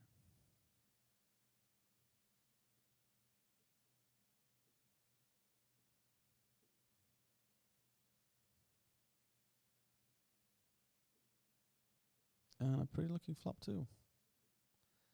Nice.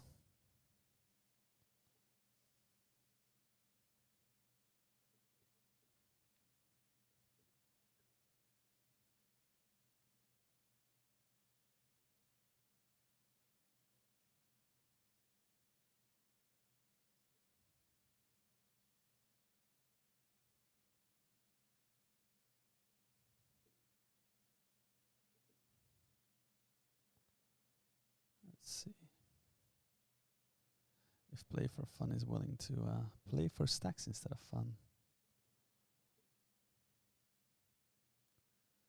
Rip it in, brother.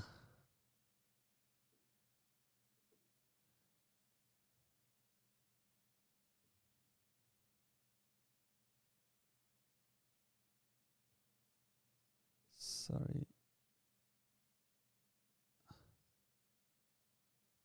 I was actually didn't mean to slow roll the guy. I was looking for the emoji. He needs a 7 or an ace to win. Not on the first run, not on the second. So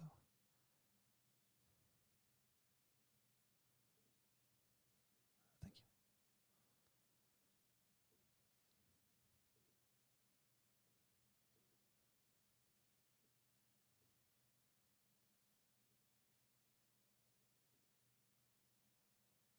Give me some punches, some power punches.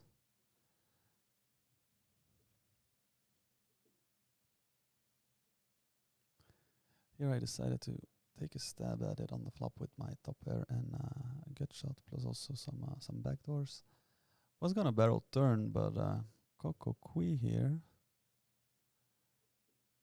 does that already, and yeah, there's no real much room left to maneuver here because, well, he already potted it.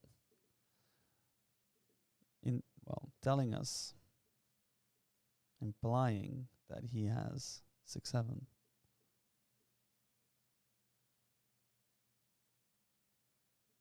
Would I have gotten there? Nope. I guess it's, in a way, a little gift from him. Oh. Does that count for everyone? Because Sony says that we're very silent, but I hear myself quite loudly.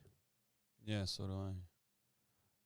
But if you guys at home also have troubles hearing us, then obviously tell us, because then we'll try and fix that. So Sunny, what we were saying is that the website is being built as we speak, the website regarding the coaching and the workshops. It's primarily for workshops for companies and such. Also for people.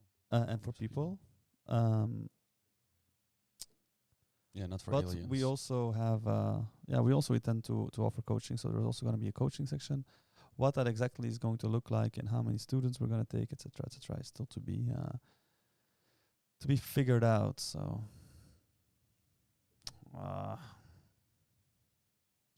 hate getting called for bets. Being called for bet a lot here.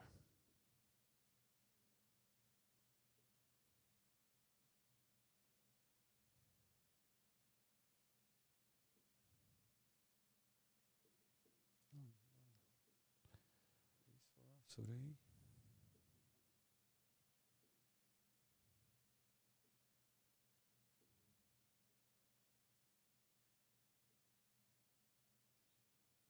That was probably pretty bad, but I was thinking my opponent should not really have all that much. Jack 4, Jack, or 4 deuce.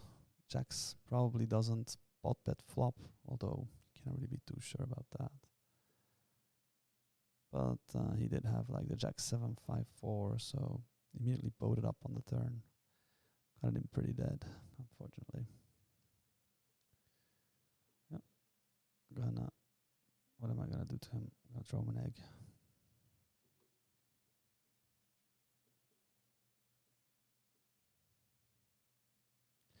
Here I get 3-bet with like a very pretty looking hand. Jesus, guys. What the fuck's up with all the gold 4-betting when I have pretty hands? Oh.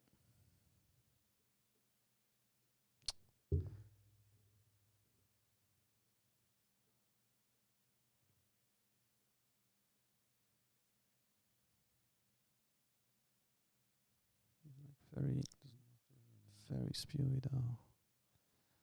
For 3-way, this hand is actually not too bad. Equity should be rather good, even if if one of them has aces. So. And Ponchom also had like a very wide 3-bet range. So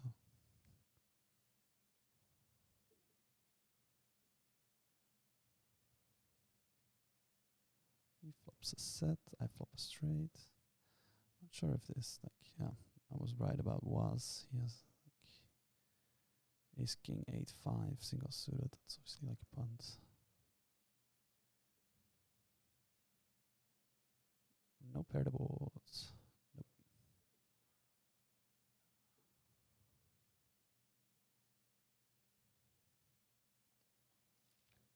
Nope. Quite well. Yeah.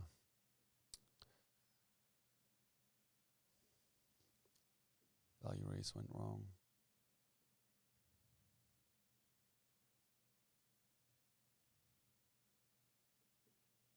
Let's see what my equity was there.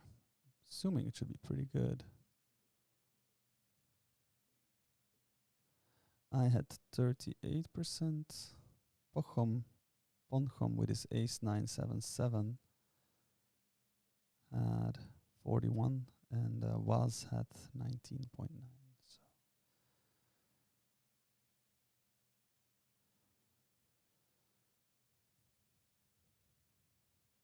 maybe I should actually just 5-bet shove there, make him fold hands exactly like what he ended up jamming.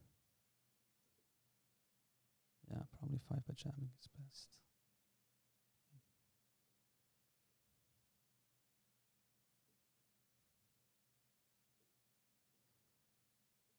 Call the 3-bet here with ace 10-9-7. Probably a bit loose, but what you gonna do? Decide to lead out because I don't think this is a board that my opponent will bet very often. Can obviously do that with some value and some bluffs, and Got it in with ace jack against king jack on a jack high board. Decent results. No. Chop it.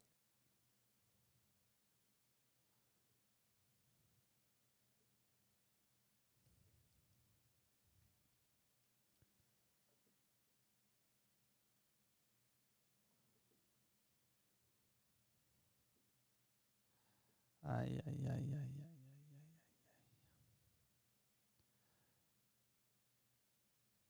3-bet, and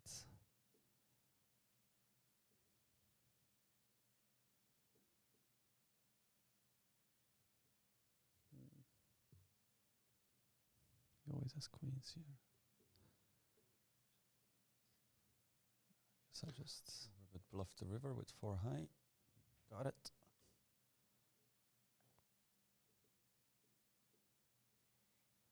I get there. Nice. I just have too much equity to fold. So. What does he have? Jack 10. What a big punt. How is he raising turn there? It's insane. Yeah, middle pair and a flush draw. And a good shot. And an open in there. Up and down, yeah. It sounds like a strong hand. Well, not really against that scenario. It's not really super strong. I wasn't following it, but it sounds pretty strong. It's a 4-card game, man. He had 2 pair up and down, but he had bottom, well, middle and bottom, up and down to the nuts. Yeah, seems like a very ambitious play.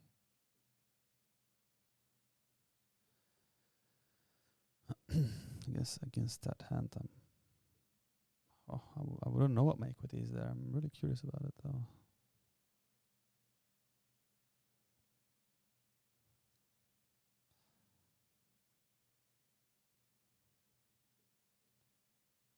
The pot was 1, so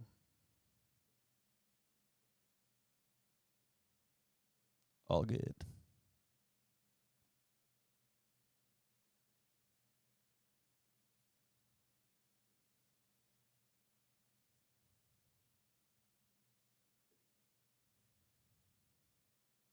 Call a 3-bet and lead on 10-8-7.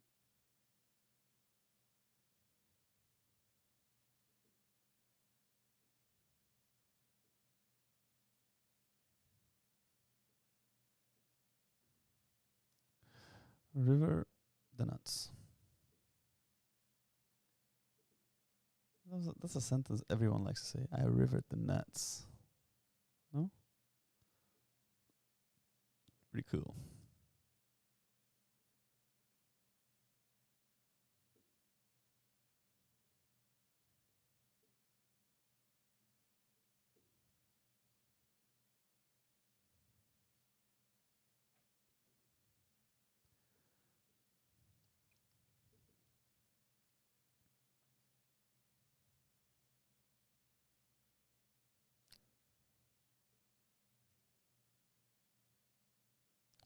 Let's see how we're doing here because I actually don't have a clue. Here, flop and check check, turn I bet, and river I mate the nuts again. So gonna bet again, obviously.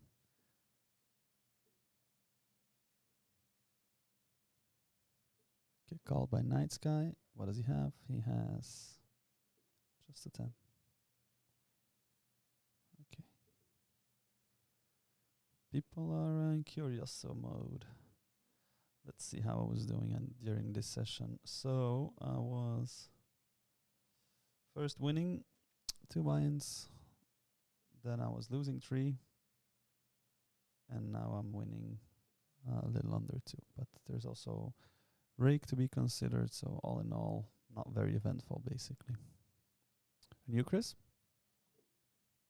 I was trying to.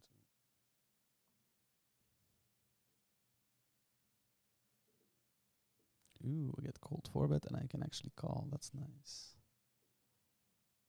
I'm up 7 buy-ins according to PokerCraft, so that's gonna be like 5 buy-ins and a half or something. Chris, are you thinking about a nice flop for my hand? No, I'm trying to play my hands properly. Oh, okay. With That's not a good hand for a good flop for your hand. with Queen 7 deuce, 2 spades. That's almost like couldn't get it any uglier. Or ace deuce deuce would have been worse.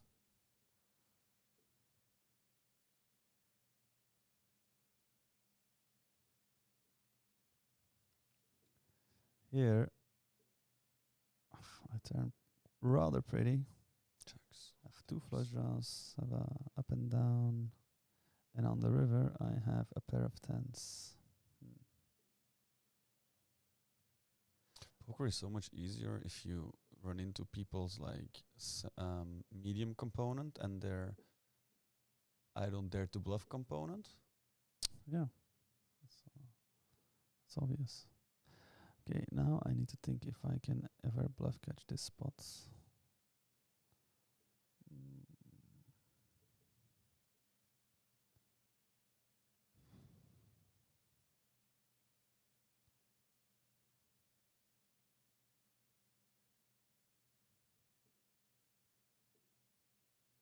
Probably not. Just block spades, block clubs. You just had a 10, right? Yeah.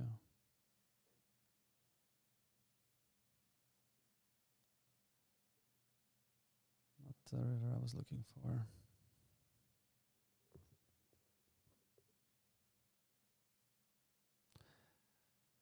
It is a little after 10 now, Chris. What are you thinking, considering length of the stream? How much longer do you want to go for? Like, what's your target?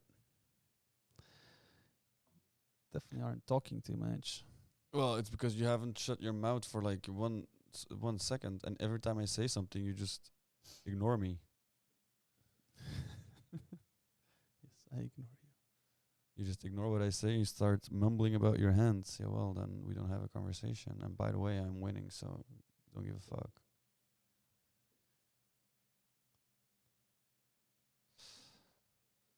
But I'm thinking it's probably a good idea to start wrapping it up. I still have a birthday party to attend. And we have to wake up rather early tomorrow. As you probably still remember. Don't you? Yep. because as one of the viewers was asking, we're actually starting, restarting our workshop business. I used to run quite a lot of workshops, actually, both B2B and for individuals. But then, due to lack of time, as both Matti and I started studying at university, had to give up on that. Had to choose one of the things to give up, and that was the most logical one.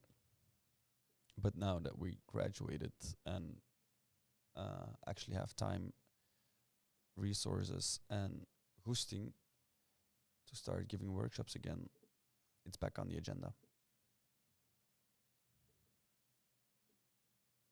It's also a nice change from just playing all the time.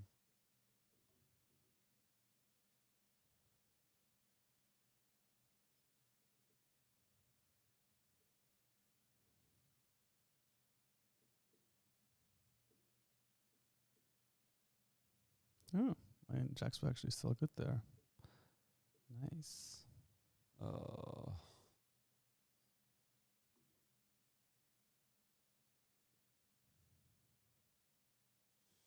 It's probably always gonna be about.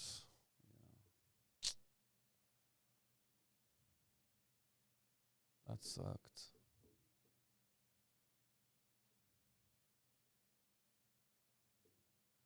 It's a problem when you're playing newbies and they just slow play till the sun comes up. Yeah, that's always a good note to make, by the way. You have people who are just always trapping till river, and then raising, even like, yeah. In this case, the guy is obviously clearly still also like a customer keeper, just wants to like keep you in as much as possible. Yeah, probably should have just still followed the river though. Against a lot of players, yeah. Most players, probably.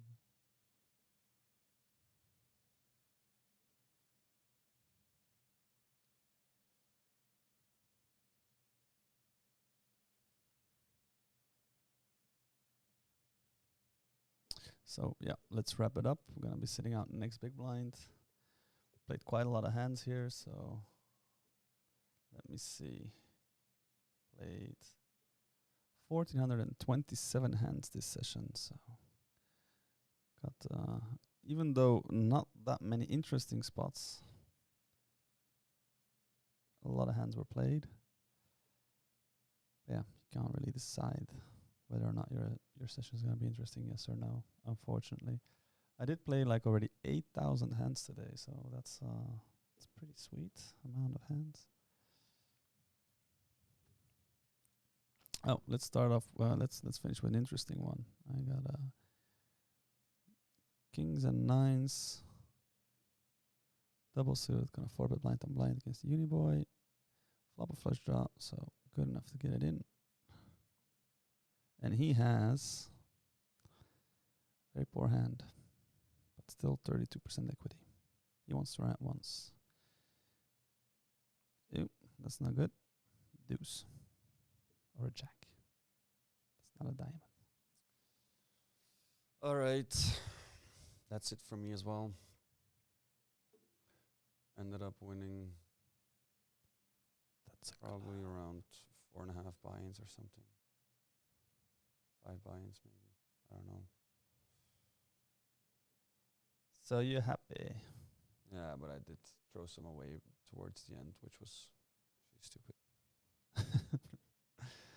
So then it's also time to quit when you start giving chips away.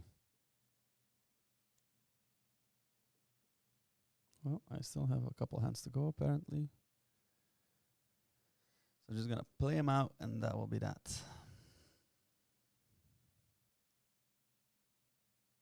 Turn trips.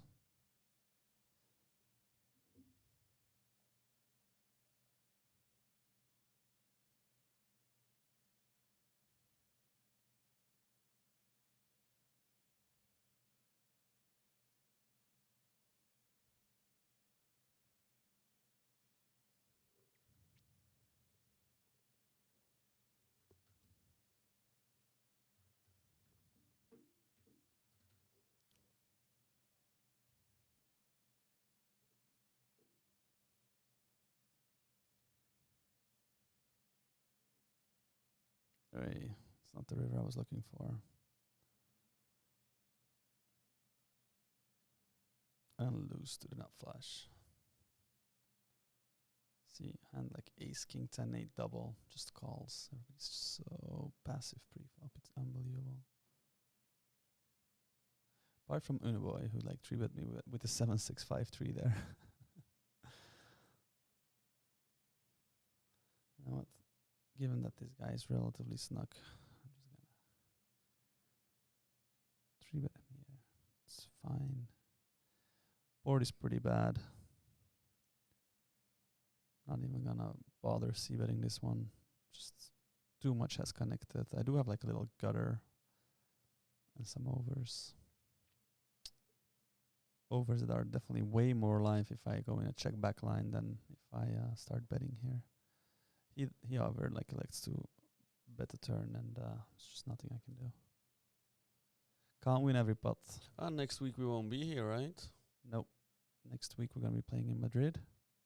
Chris and I are going there. He's going for 6 days. I'm going for 10. In the Gran Via Casino, where they play in the opposite direction, which is a pretty big mindfuck at first. But they have poker action throughout the day, which is quite sweet actually. They start at 2 in the afternoon and it runs all the way until 6 in the morning.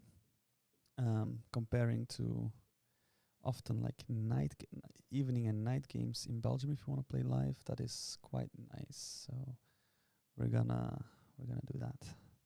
I almost didn't get any cash drop pots.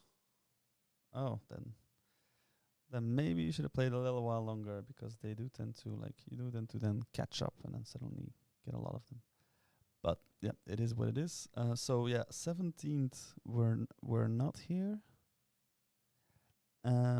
24th is like a question mark, because there is also an event going on in Paris and a lot of my friends are going